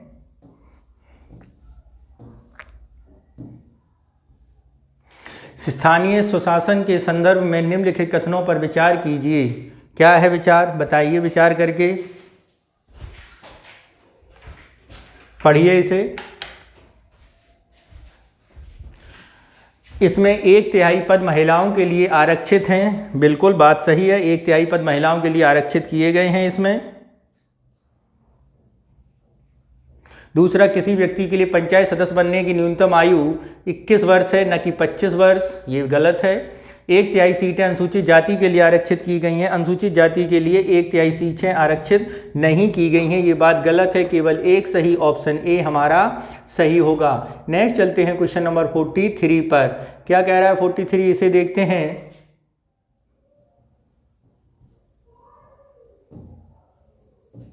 निम्नलिखित में से कौन सा मूल कर्तव्य में शामिल है? देखते हैं। राष्ट्र ज्ञान का सम्मान मूल कर्तव्य में शामिल है। अंतर्राष्ट्रीय शांति और सुरक्षा के लिए स्थापित करना ये मूल कर्तव्य में शामिल नहीं है। सभी व्यक्तियों के लिए भ्रातृत्व की भावना रखना मूल कर्तव्य में है। पर्यावरण की रक्षा और संवर्धन मूल कर्तव्य में है। संप्रभुता, एकता और अखंडता की रक्षा करना ये भी मूल कर्तव्य में है। यानी 1 3 4 5 1 2 5 1 2 1 3 4 5 यानी ऑप्शन डी हमारा जो है वो सही हो जाएगा। नेक्स्ट चलते हैं क्वेश्चन नंबर 44। लोकसभा के संदर्भ में निम्नलिखित कथनों पर विचार कीजिए। इसके सदस्यों का चुनाव सार्वभौमिक वयस्क मताधिकार के आधार पर होता है। इसे राज्यसभा की तर्ज पर कभी भंग नहीं किया जा सकता। लोकसभा की अगर हम बात करें तो सार्वभौमिक वयस्क मताधिकार के आधार पर इसका चुनाव सदस्यों का होता है। ये बात बिल्कुल क्या है? सही है। राज्यसभा की तर्ज पर कभी भंग नहीं किया जा सकता, ये बात गलत है। ये अस्थायी सदन है, यानी ये गलत। पहला सही ऑप्शन ए हमारा सही होगा। नेक्स्ट चलते हैं क्वेश्चन नंबर 45 पर। क्या कह रहा है 45? जनहित याचिका के संदर्भ में निम्नलिखित कथनों पर विचार कीजिए। इसके अंतर्गत व्यक्ति केवल अपने अधिकारों हेतु ही न्यायालय जा सकता है। ऐसा कोई प्रावधान नहीं है। 1979 में इसमें बदलाव किया गया है। मूल अधिकारों के अलावा वही जा सकता है, यानी पहला गलत। जनहित याचिका न्यायिक सक्रियता को प्रभावी साधन है, ये बात बिल्कुल सही है। PN भगवती के स्टेटमेंट्स में ये कहा गया है। इसके माध्यम से न्यायालयों के अधिकारों का दायरा सीमित नहीं बढ़ा है। इसमें न्याय व्यवस्था को लोकतांत्रिक बनाया गया है। इसमें न्याय व्यवस्था को लोकतांत्रिक बनाया गया है, ये बात बिल्कुल सही है। ठीक है, तो यहाँ पर बात करते हैं तो पहला गलत, तीसरा गलत, 2 और 4 सही, यानी ऑप्शन बी हमारा सही होगा। नेक्स्ट चलते हैं क्वेश्चन नंबर 46। स्थानीय शासन निम्नलिखित में से किसे संदर्भित करता है? संघवाद, प्रत्यक्ष लोकतंत्र, लोकतांत्रिक विकेंद्रीकरण, प्रत्यायोजित विधान। तो संघवाद स्थानीय शासन लोकतांत्रिक विकेंद्रीकरण को स्थापित करता है, यानी कहने का मतलब है डिसेंट्रलाइजेशन को ये क्या करता है? मॉनिटर करता है। और जो अधिकार हैं, जो पावर है वो और जो लाभ है वो नीचे रूट लेवल तक जाते हैं, यानी डिसेंट्रलाइजेशन करता है पावर का। नेक्स्ट चलते हैं क्वेश्चन नंबर 47। क्या है? निम्नलिखित कथनों पर विचार कीजिए। भारतीय संविधान में हिंदी के अलावा 22 भाषाओं को अनुसूचित भाषा का दर्जा दिया गया है। कितनी भाषाओं को? 22 भाषाओं को अनुसूचित भाषा का दर्जा दिया गया है। तो यहाँ पर यदि हम बात करें हिंदी के अलावा, संविधान की 8वीं अनुसूची में हिंदी के अलावा कितनी भाषाएं हैं? 21 भाषाएं हैं, यानी ये स्टेटमेंट गलत हो जाएगा। नेक्स्ट है, संविधान में मूल रूप से 14 भाषाएं अनुसूचित भाषा के रूप में सूचीबद्ध की गई हैं, ये बात बिल्कुल सही है। अनुसूचित भाषाएं 14 के रूप में सूचीबद्ध की गई हैं। हिंदी, अंग्रेजी, कश्मीरी, संस्कृत, गोंडी अनुसूचित भाषा के रूप में शामिल हैं, ये भी बात बिल्कुल सही है। यानी ये बात बिल्कुल गलत है। कौन सा सही है? केवल 2 सही है। हिंदी, अंग्रेजी, कश्मीरी, संस्कृत, गोंडी अनुसूची भाषा में शामिल हैं। तो अनुसूची भाषा में यदि हम बात करते हैं तो ये इसमें अंग्रेजी जो है वो शामिल नहीं है। ये आपकी जो भाषाएं हैं वो आपकी अनुसूची में शामिल नहीं है मित्रों। ठीक है, नेक्स्ट चलते हैं क्वेश्चन नंबर 48। दबाव समूह के संदर्भ में निम्नलिखित कथनों पर विचार। कौन सा कथन सही नहीं है? पहला कथन, सत्ता प्राप्ति इनका प्रमुख लक्ष्य होता है। बिल्कुल नहीं, एनजीओ का लक्ष्य सत्ता प्राप्ति नहीं है। इन समूहों में समान हित और आकांक्षाओं वाले लोग शामिल होते हैं, ये बात बिल्कुल सही है। यह अप्रत्यक्ष रूप से देश की राजनीति को प्रभावित करती हैं, ये बात बिल्कुल सही है। ये उद्देश्य पूर्ति हेतु लोबिंग का सहारा लेते हैं, ये भी बात बिल्कुल सही है। यानी दबाव समूह का सत्ता प्राप्ति इनका लक्ष्य नहीं होता, यही कथन गलत है और यही हमारा आंसर हो जाएगा। नेक्स्ट चलते हैं क्वेश्चन नंबर 49 पर। क्या है 49? उसे देखते हैं।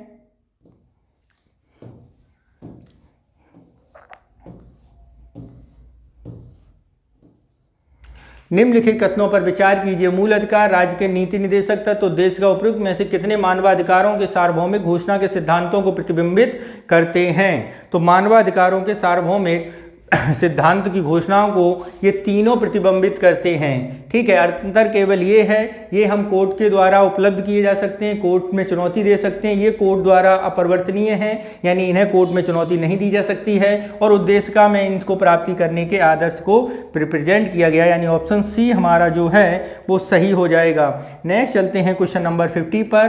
क्या कह रहा है 50, इसे देखते हैं। भारतीय धर्मनिरपेक्षता के संदर्भ में निम्नलिखित कथनों पर विचार की। धर्मनिरपेक्षता की भारतीय अवधारणा धर्म और राज्य के बीच पूर्ण अलगाव रखती है। तो यहाँ पर यदि हम बात करें धर्मनिरपेक्षता, भारतीय धर्मनिरपेक्षता केवल धर्म और राज्य के बीच संबंध विच्छेद पर बल नहीं देती, यह अंतर धार्मिक समानता और भारतीय संकल्पनाओं के महत्वपूर्ण बताती है। ये बात बिल्कुल गलत है। इसका संबंध अल्पसंख्यक समुदायों की धार्मिक स्वतंत्रता से भी है। इसका संबंध की अगर हम बात करें भारतीय निरपेक्षता की, इसका धार्मिक स्वतंत्रता पे भी है, ये बात बिल्कुल सही है। यह राज्य समर्थित धार्मिक सुधार की अनुमति नहीं देता है। ये राज्य समर्थित धार्मिक सुधार की अनुमति देता है। राज्य किसी भी धर्म को क्या कर सकता है, समर्थन करेगा, राज्य उसका संरक्षण करेगा। ये बात बिल्कुल तीसरा स्टेटमेंट क्या हो जाएगा, गलत हो जाएगा। कौन सा सही है, केवल एक सही है, यानी ऑप्शन ए हमारा सही होगा। नेक्स्ट चलते हैं क्वेश्चन नंबर 51 पर। क्या कह रहा है 51, उसे देखते हैं।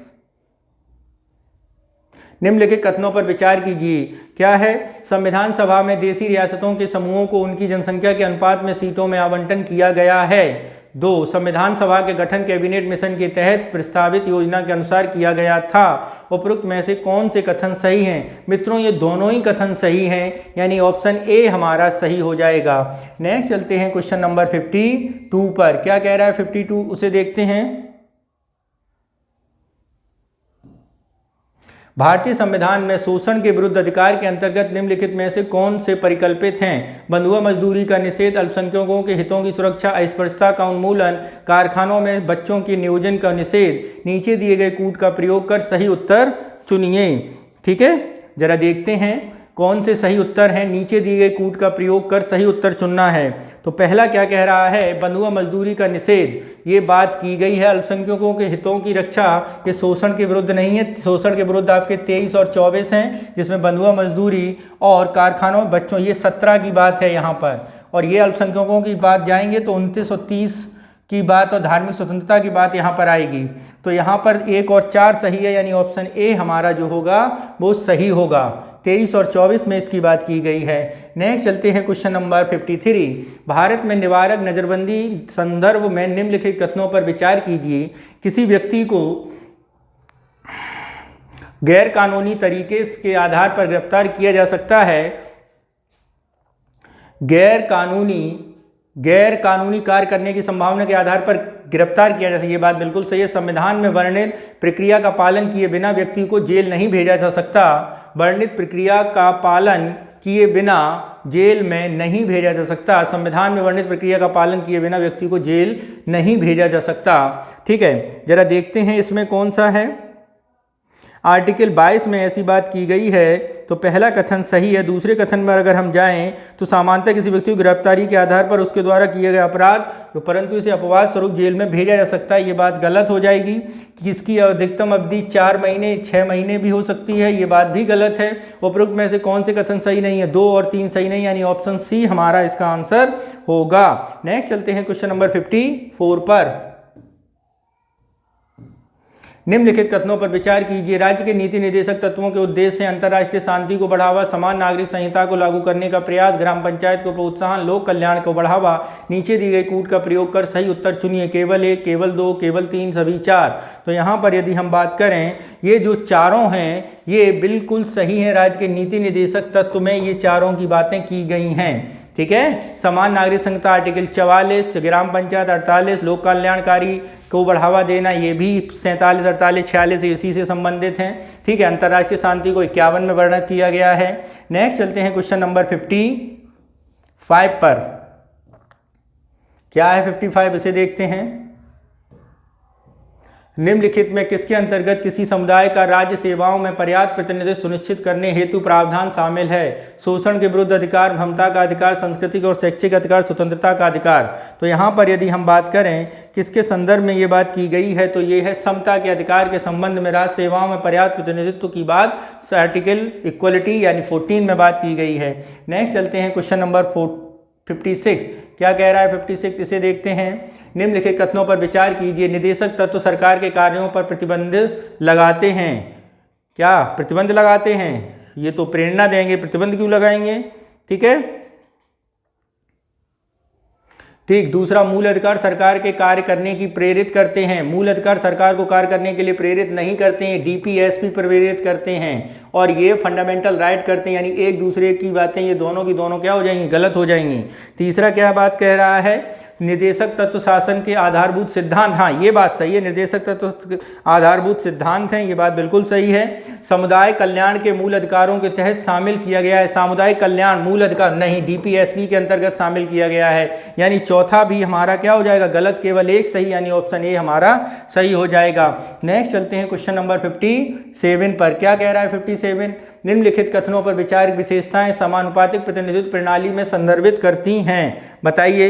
एक निर्वाचन क्षेत्र में कई प्रतिनिधि चुने जा सकते हैं समानुपातिक से, सही है। राजनीतिक दल को प्राप्त मत के अनुपात में विधायिका में सीटें प्रदान की जाती हैं, बिल्कुल सही है। मतदान प्रत्याशी को वोट देता है, राजनीतिक पार्टी को नहीं, बात सही है। प्रत्येक निर्वाचन क्षेत्र में केवल एक प्रतिनिधि चुना जाता है, एक सी भी बात सही नहीं है। तो कितने कूट सही हैं? केवल एक और दो सही है, यानी ऑप्शन ए हमारा जो होगा वो सही होगा। नेक्स्ट चलते हैं क्वेश्चन नंबर 58। निम्नलिखित कथनों पर विचार कीजिए। कौन से समाज में समानता स्थापित करने के निहितार्थ को संदर्भित करता है? विशेषाधिकारों के अभाव, अवरोधों का अभाव, प्रतिस्पर्धा का अभाव, समान विचारधारा का अभाव। तो यहाँ पर यदि हम बात करें तो विशेषाधिकारों के अभाव को संदर्भित करता है ये। नेक्स्ट चलते हैं क्वेश्चन नंबर 59 पर। क्या है 59? इसे देखते हैं।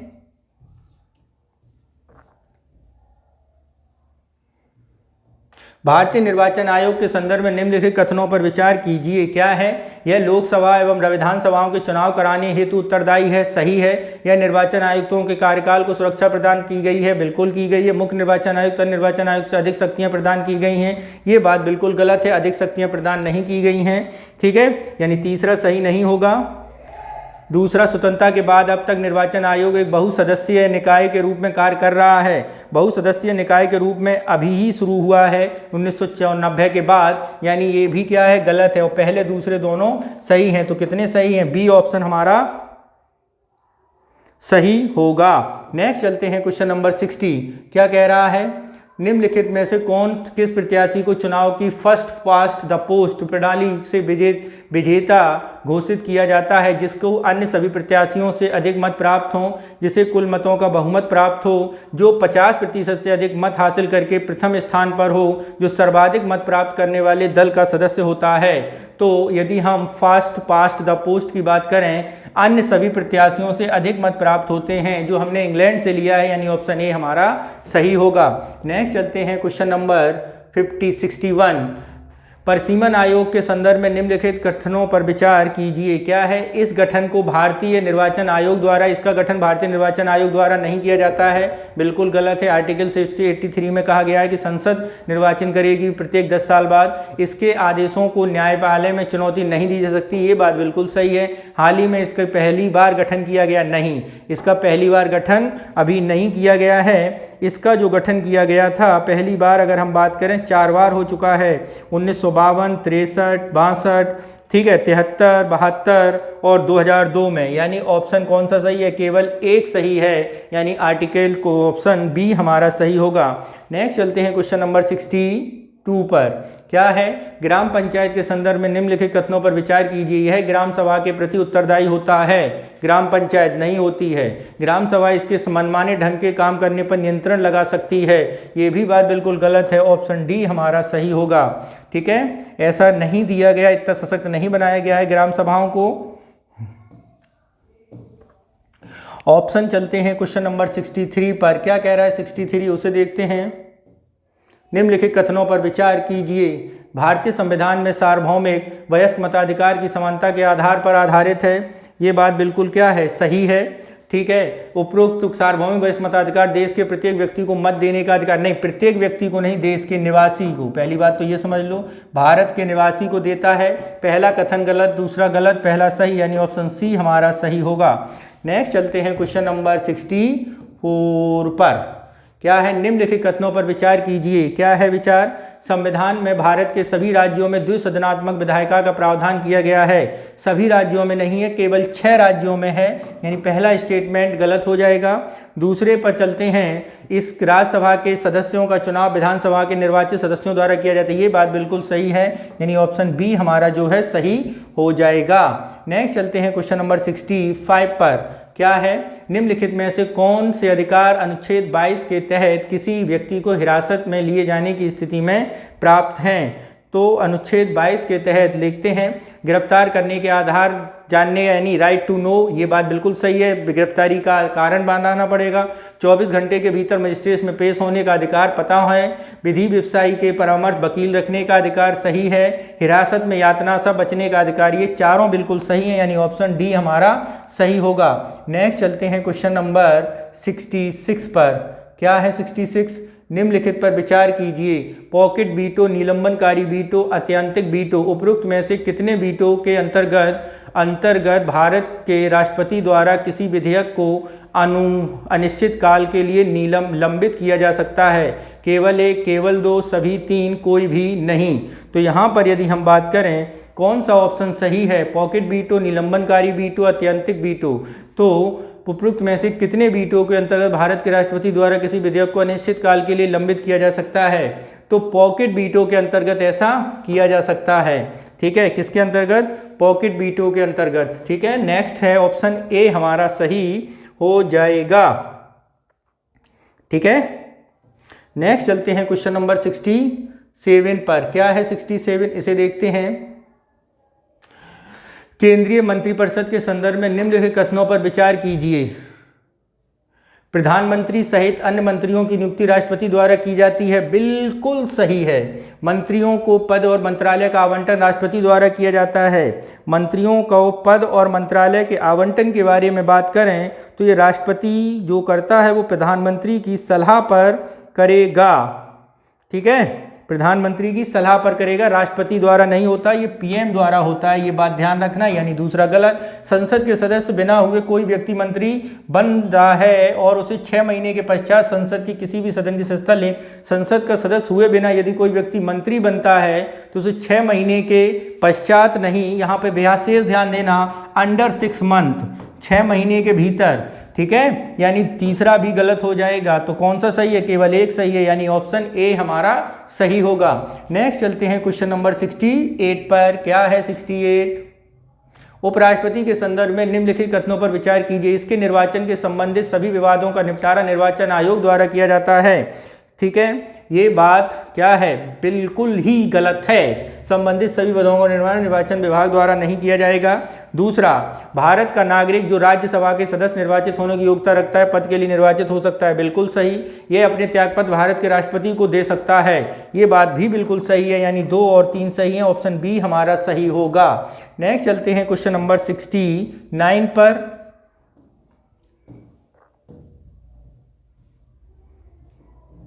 भारतीय संविधान के अनुसार भारत का राष्ट्रपति संसद के दोनों सत्रों को आहूत करता है, संयुक्त अधिवेशन की अध्यक्षता करता है, लोकसभा के 12 सदस्यों को मनोनीत करता है, लोकसभा का विघटन करता है, संसद के दोनों सत्रों को आहूत करता है। ये बात अगर हम देखें तो इनमें से कौन सी बात सही है, ये बात बताना है।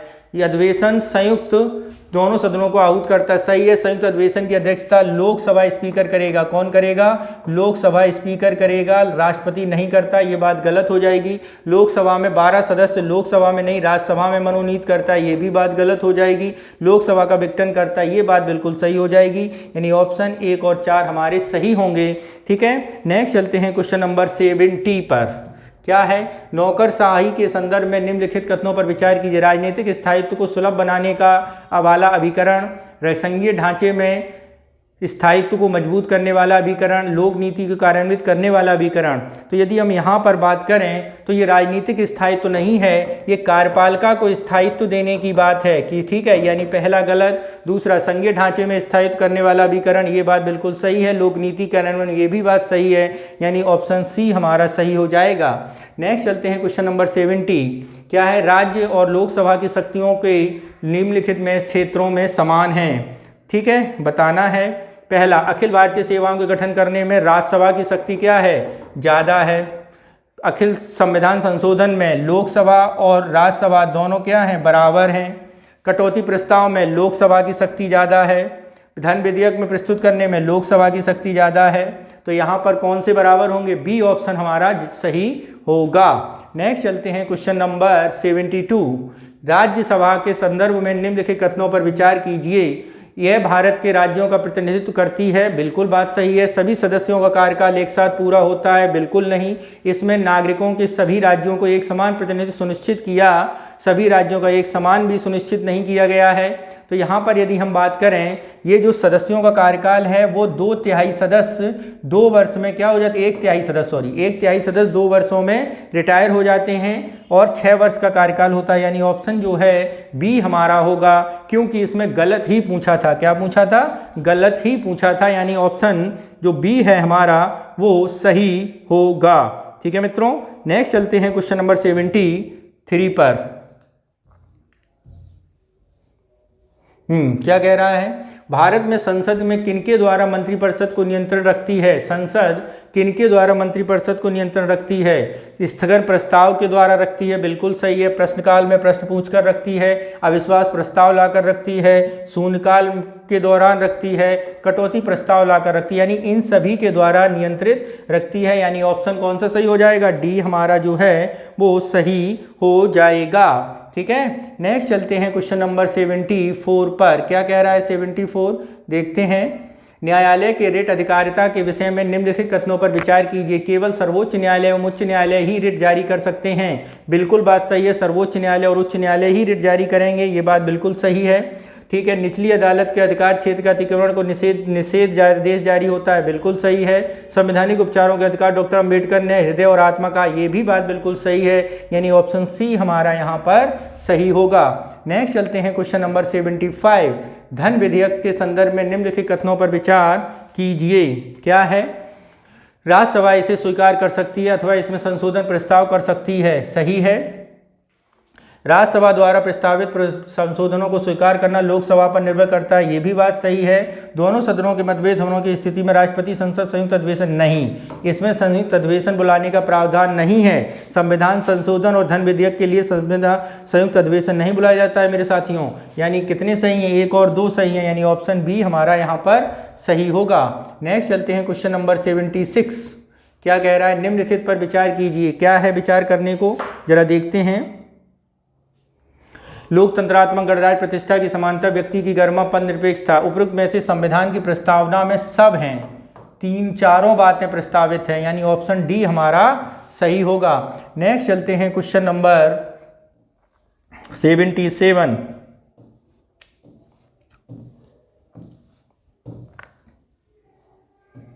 क्या है? संसदीय समितियों के संदर्भ में निम्नलिखित कथनों पर विचार कीजिए। लोक लेखा समिति और राज्यसभा के सदस्यों को मत देने का अधिकार प्राप्त नहीं होता है। प्रकलन समिति प्रशासन में कुशलता और व्यय में कमी करने हेतु वैकल्पिक नीतियों का सुझाव देती है। इनके अध्यक्षों की नियुक्ति भारत के राष्ट्रपति द्वारा की जाती है। उपरोक्त में से कितने कथन सही हैं? केवल 1, केवल 2, सभी 3, कोई भी नहीं। तो यहाँ पर यदि बात करें कौन से कथन बिल्कुल सही होंगे? पहला, लोक लेखा समिति राज्यसभा के सदस्यों को मत देने का अधिकार प्राप्त नहीं है, बिल्कुल मत देने का अधिकार प्राप्त है, यानी पहला स्टेटमेंट गलत हो जाएगा, अधिकार प्राप्त है। प्रकलन समिति के अनुसार कुशलता और व्यय में कमी को वैकल्पिक नीतियों को सुझाव देती है, ये बात क्या है? बिल्कुल सही है। इनके अध्यक्षों की नियुक्ति भारत के राष्ट्रपति द्वारा नहीं, लोकसभा स्पीकर द्वारा किया जाता है। किसके द्वारा? स्पीकर द्वारा, ये बात गलत है, यानी केवल 1 सही, ऑप्शन ए हमारा सही होगा। नेक्स्ट चलते हैं क्वेश्चन नंबर 78। क्या कह रहा है 78, उसे देखते हैं। भारत के सर्वोच्च न्यायालय के संदर्भ में निम्नलिखित कथनों पर विचार कीजिए। बताइए भैया, इसके न्यायाधीशों की संख्या भारत के राष्ट्रपति द्वारा निर्धारित की जाती है। भारत के राष्ट्रपति द्वारा नहीं, भारतीय संसद द्वारा निर्धारित की जाती है 124(1) के अंतर्गत, यानी ये बात गलत हो जाएगी। न्यायाधीशों की अधिकतम आयु का कोई प्रावधान नहीं किया गया है। न्यायाधीशों की अधिकतम आयु का प्रावधान के बारे में यदि हम बात करें तो मित्रों, संसद की सिफारिश पर राष्ट्रपति द्वारा उसे पद से हटाया जा सकता है, और यहाँ पर अधिकतम आयु का प्रावधान किया गया है, यानी गलत है। इसके सदस्य न्यायाधीशों के कदाचार के आधार पर पद से हटाया जा सकता है, बिल्कुल सही। न्यायाधीशों वेतन संसद द्वारा निर्धारित होते हैं, बिल्कुल सही। यानी दो बातें सही हैं, बी ऑप्शन सही होगा। नेक्स्ट चलते हैं क्वेश्चन नंबर 79 पर। निम्नलिखित पर विचार कीजिए। राष्ट्रपति न्यायिक शक्ति, क्षमा, दंड से पूर्णता, लघुकरण, परिहार, प्रबलंबन, तो इनके बारे में बताना है। तो मित्रों यहाँ पर यदि हम बात करें क्षमा के बारे में, इसमें दंड को पूरी तरह क्या दिया जाता है, हटा दिया जाता है, बिल्कुल सही। लघुकरण में यदि हम बात करें दंड का स्वरूप परिवर्तित किया जाता है, बिल्कुल सही। परिहार के बारे में बात करें तो दंड की प्रकृति में परिवर्तन, बिना अवधि कम करना, ये होता है, प्रकृति परिवर्तित कर दिया। प्रलंबन के बारे में बात करें तो प्रलंबन का अर्थ होता है विशेषकर मृत्युदंड पर अस्थायी रोक लगाना। इसका उद्देश्य दोषी व्यक्ति को क्षमा याचना या दंड के स्वरूप परिवर्तन की याचना के लिए समय देना होता है, न कि इस परिस्थितियों में सजा कम करना। ये बात गलत है, ठीक है। इसमें समय देने की बात होती है, यानी ऑप्शन ये गलत, बाकी तीन सही, सी हमारा सही हो जाएगा। नेक्स्ट चलते हैं क्वेश्चन नंबर 80 पर। क्या है 80, इसे देखते हैं। भारत के उच्चतम न्यायालय की स्वायत्तता के संदर्भ में निम्नलिखित कथनों पर विचार कीजिए। क्या है, न्यायाधीशों की नियुक्ति करते समय भारत के राष्ट्रपति द्वारा मुख्य न्यायाधीश का विचार विमर्श करना होता है, बिल्कुल सही है। न्यायाधीशों के वेतन संचित निधि पर भारित होते हैं, सही है। न्यायाधीशों को कार्यकाल की सुरक्षा दी जाती है, सही है। न्यायाधीशों को हटाने की कठिन प्रक्रिया है, ये भी सही है। यानी ऑप्शन क्या है, डी हमारा सही होगा। नेक्स्ट चलते हैं क्वेश्चन नंबर 81 पर। क्या है 81, भारतीय राज्य व्यवस्था के में कौन सी अनिवार्य विशेषता है, इसका उपयोग संघीय रूप दर्शाती है। पहली, न्यायपालिका की स्वतंत्रता, केंद्रीय मंत्रिमंडल, क्षेत्रीय पार्टियों को प्रतिनिधित्व, आपातकालीन प्रावधान, मूल अधिकारों की न्यायालय में परिवर्तनीयता। तो न्यायपालिका की स्वतंत्रता जो है वो संघीय स्वरूप को दर्शाती है, पहले भी ये बता चुके हैं हम लोग। नेक्स्ट चलते हैं क्वेश्चन नंबर 82 पर। क्या है 82, इसे देखते हैं। मौलिक अधिकारों में सरकार के कार्यों पर प्रतिबंध आरोपित करते हैं। संविधान हिंदी की राजभाषा के रूप में मान्यता प्रदान करता है। संविधान के संघीय प्रकृति में से संबंधित किसी संशोधन के लिए संसद में विशेष बहुमत के साथ सभी राज्यों में विधानमंडलों की मंजूरी आवश्यक है। तो यहाँ पर यदि हम बात करें तो पहला दूसरा तो सही है, बकर तीसरा सही नहीं है, ऑप्शन ए हमारा सही हो जाएगा। नेक्स्ट चलते हैं क्वेश्चन नंबर 84 पर। क्या है 84, देखते हैं। संविधान में शक्तियों के संदर्भ में समवर्ती सूची के विषय संघ और राज्य दोनों विधियों में परस्पर विरोध होने पर राज्य विधि को वरीयता नहीं, संघ की विधि को वरीयता दी जाएगी, ये बात गलत हो जाएगी। राज्य सूची में संबंधित विषय में राज्य विधानमंडल द्वारा निर्मित किसी भी विधेयक पर राज्यपाल द्वारा राष्ट्रपति के विचार सुरक्षित रखा जा सकता है। तो यहाँ पर यदि हम बात करें, राष्ट्रपति उसे सुरक्षित रख सकते, राज्यपाल राष्ट्रपति के लिए सुरक्षित रख सकता है, ये बात बिल्कुल सही है। राज्य सूची से संबंधित किसी विषय पर संसद विधि निर्माण नहीं कर सकती, राज्य सूची के किसी भी विषय पर संसद विधि निर्माण कर सकती है, ये बात राष्ट्रपति शासन के समय बाध्य नहीं होती, यानी ये बात गलत हो जाएगी।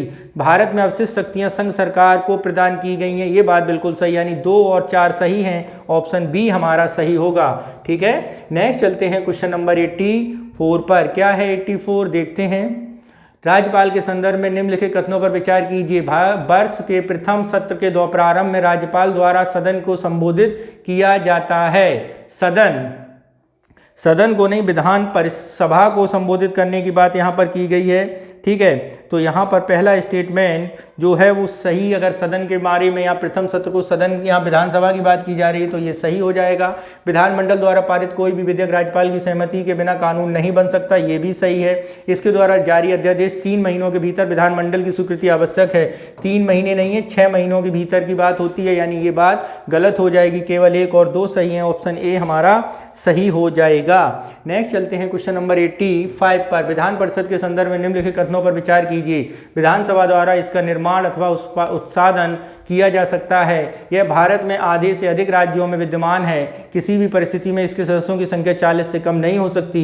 इसमें कुछ सदस्य राज्यपाल द्वारा नामित किए जाते हैं। तो यहाँ पर यदि हम बात करें कौन से कथन सही होंगे, तो विधानसभा द्वारा इसका निर्माण अथवा उत्साधन किया जा सकता है। विधान परिषद का विधानसभा द्वारा इसका निर्माण अथवा उत्साधन किया जा सकता है। तो संविधान के छठे भाग में 168 से 12 में बात की गई, तो 169 के अंतर्गत विधान परिषद स्थापित कर सकती है संसद की अनुमति से। विधानसभा स्वतः नहीं कर सकती है। भारत के आधे से अधिक राज्यों में विद्यमान है, नहीं, केवल 6 राज्यों में विद्यमान है। ठीक है। दूसरा, किसी भी स्थिति में सदस्यों की संख्या 40 से कम नहीं हो सकती, ये सही है। इसके कुछ सदस्य राज्यपाल द्वारा नामित होते हैं, ये भी सही है। 1/6 सदस्य होते हैं, यानी बी ऑप्शन सही होगा। नेक्स्ट चलते हैं क्वेश्चन नंबर 86। क्या है 86, इसे देखते हैं। भारत के राज्यों की मंत्रिपरिषद के संदर्भ में निम्नलिखित कथनों पर विचार कीजिए। करिए विचार और हमारा भी विचार कराइए।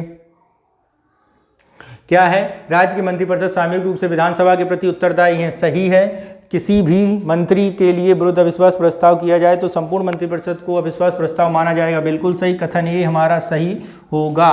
नेक्स्ट चलते हैं क्वेश्चन नंबर 87 पर। निम्नलिखित सदस्य कथनों पर विचार कीजिए। इसके न्यायाधीशों के संख्या का निर्धारण विधानमंडल द्वारा किया जाता है।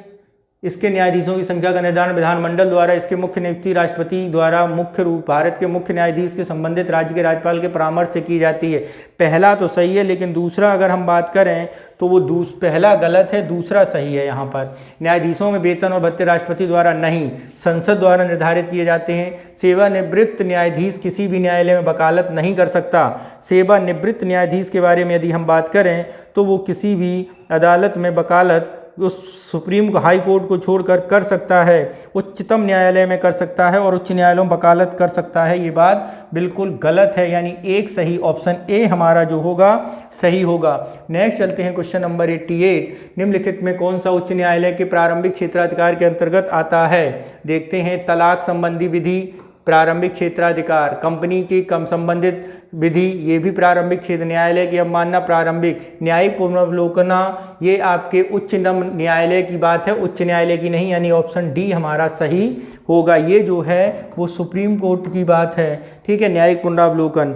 नेक्स्ट चलते हैं क्वेश्चन नंबर 89। क्या कह रहा है 89, उसे देखते हैं।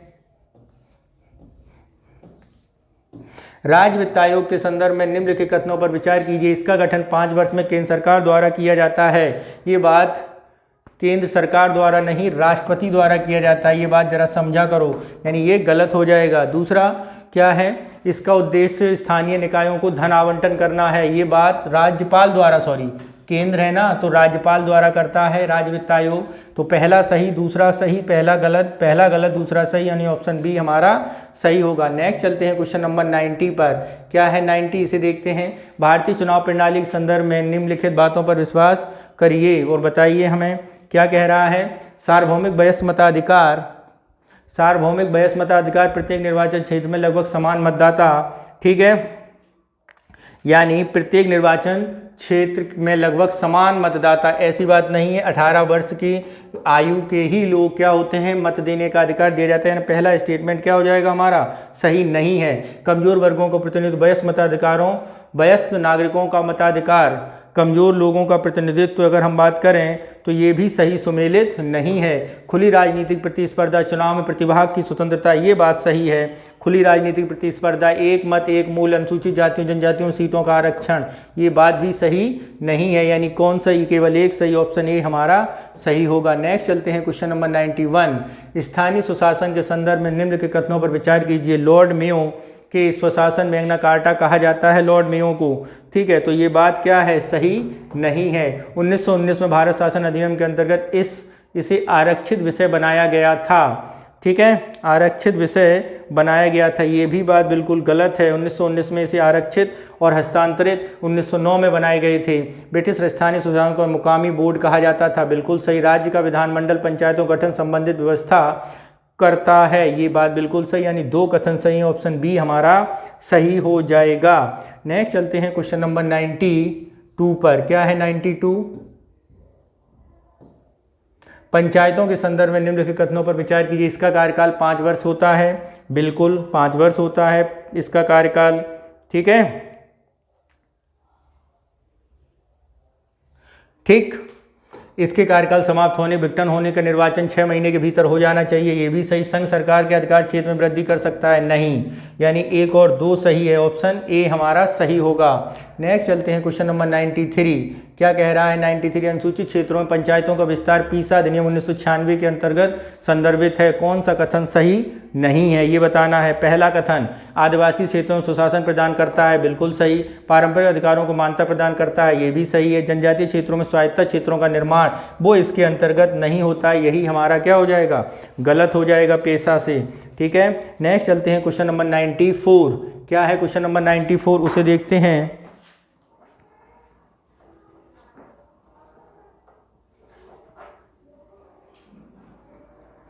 क्वेश्चन नंबर 94, संघ लोक सेवा आयोग के संदर्भ में निम्नलिखित कथनों पर विचार कीजिए। क्या है, संविधान आयोग की सदस्य संख्या निर्धारित की गई है, ठीक है, सदस्य संख्या क्या की गई है, निर्धारित की गई है, ठीक, ये बात सही नहीं है। राष्ट्रपति को संख्या निर्धारित करने के लिए अधिकृत किया गया है, पहला गलत। केंद्रीय मंत्रिपरिषद की सलाह पर राष्ट्रपति द्वारा इसके अध्यक्ष और सदस्यों की नियुक्ति की जाती है, ये बात क्या हो जाएगी, सही हो जाएगी। इसके सदस्यों का कार्यकाल केंद्र सरकार द्वारा नहीं, इसके संविधान द्वारा निर्धारित किया गया है। नेक्स्ट है, संघ अपने आयोग अपना वार्षिक प्रतिवेदन संसद के समक्ष प्रस्तुत करता है, ये भी बात बिल्कुल सही नहीं है, राष्ट्रपति के समक्ष प्रस्तुत करता है, तो केवल एक सही है, ऑप्शन ए हमारा सही हो जाएगा। नेक्स्ट चलते हैं क्वेश्चन नंबर 95 पर। क्या है 95?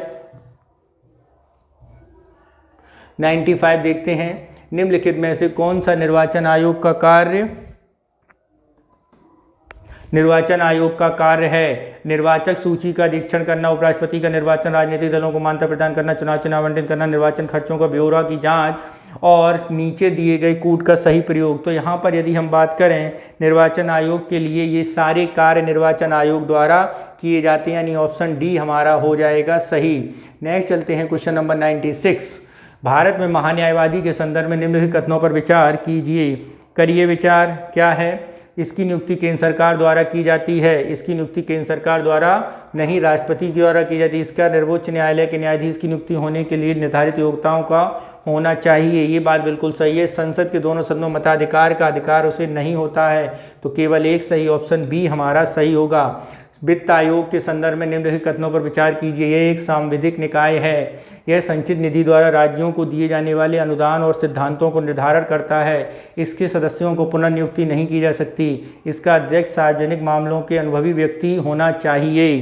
तो यहाँ पर यदि हम बात करें कौन से स्टेटमेंट सही हैं, यह एक सांविधिक निकाय है, नहीं एक संवैधानिक निकाय है, बिल्कुल गलत। सांविधिक निकाय वो होता है जो कानूनी प्रक्रिया से बनाया गया हो, लेकिन ये संविधान में ऑलरेडी बना है, इसलिए इसे कॉन्स्टिट्यूशनल बॉडी कहा जाता है। यह संचित निधि राज्यों के द्वारा दी जाने वाले अनुदान के सिद्धांतों को निर्धारण करता है, सही है। इसके सदस्यों की पुनर्नियुक्ति नहीं की जा सकती है, इसके सदस्यों की पुनर्नियुक्ति की जा सकती है, ये बात गलत है। इसका अध्यक्ष सार्वजनिक मामलों का अनुभवी व्यक्ति होता है, ये बात बिल्कुल सही है, यानी कितने सही हैं, 2 सही हैं। नेक्स्ट चलते हैं क्वेश्चन नंबर 98 पर। क्या है 98? नियंत्रक महालेखा परीक्षक यानी कैग के संबंध में इसकी नियुक्ति भारत के राष्ट्रपति द्वारा की जाती है, बिल्कुल न्यायिक सही है।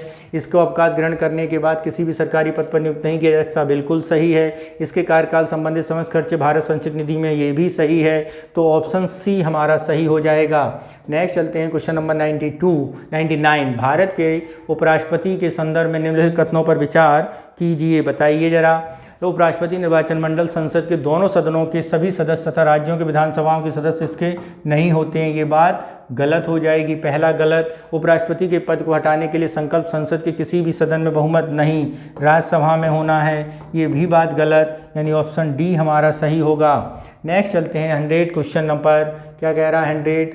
संयुक्त लोक सेवा आयोग के संदर्भ में निम्नलिखित कथनों पर विचार कीजिए। संविधान 2 या 2 से अधिक राज्यों को इसके गठन की अनुमति देता है, ये बात क्या है, बिल्कुल सही हो जाएगी, ऐसी अनुमति देता है। 1966 में ऐसा था। इसके अध्यक्ष नियुक्ति संघ लोक सेवा आयोग द्वारा की जाती नहीं, इसके सदस्य संबंधित राज्य के राज्यपाल संबोधित कर अपना त्यागपत्र दे सकते हैं, नहीं, ये तीनों बातें बिल्कुल गलत हैं। राष्ट्रपति को पद का देना पड़ता है।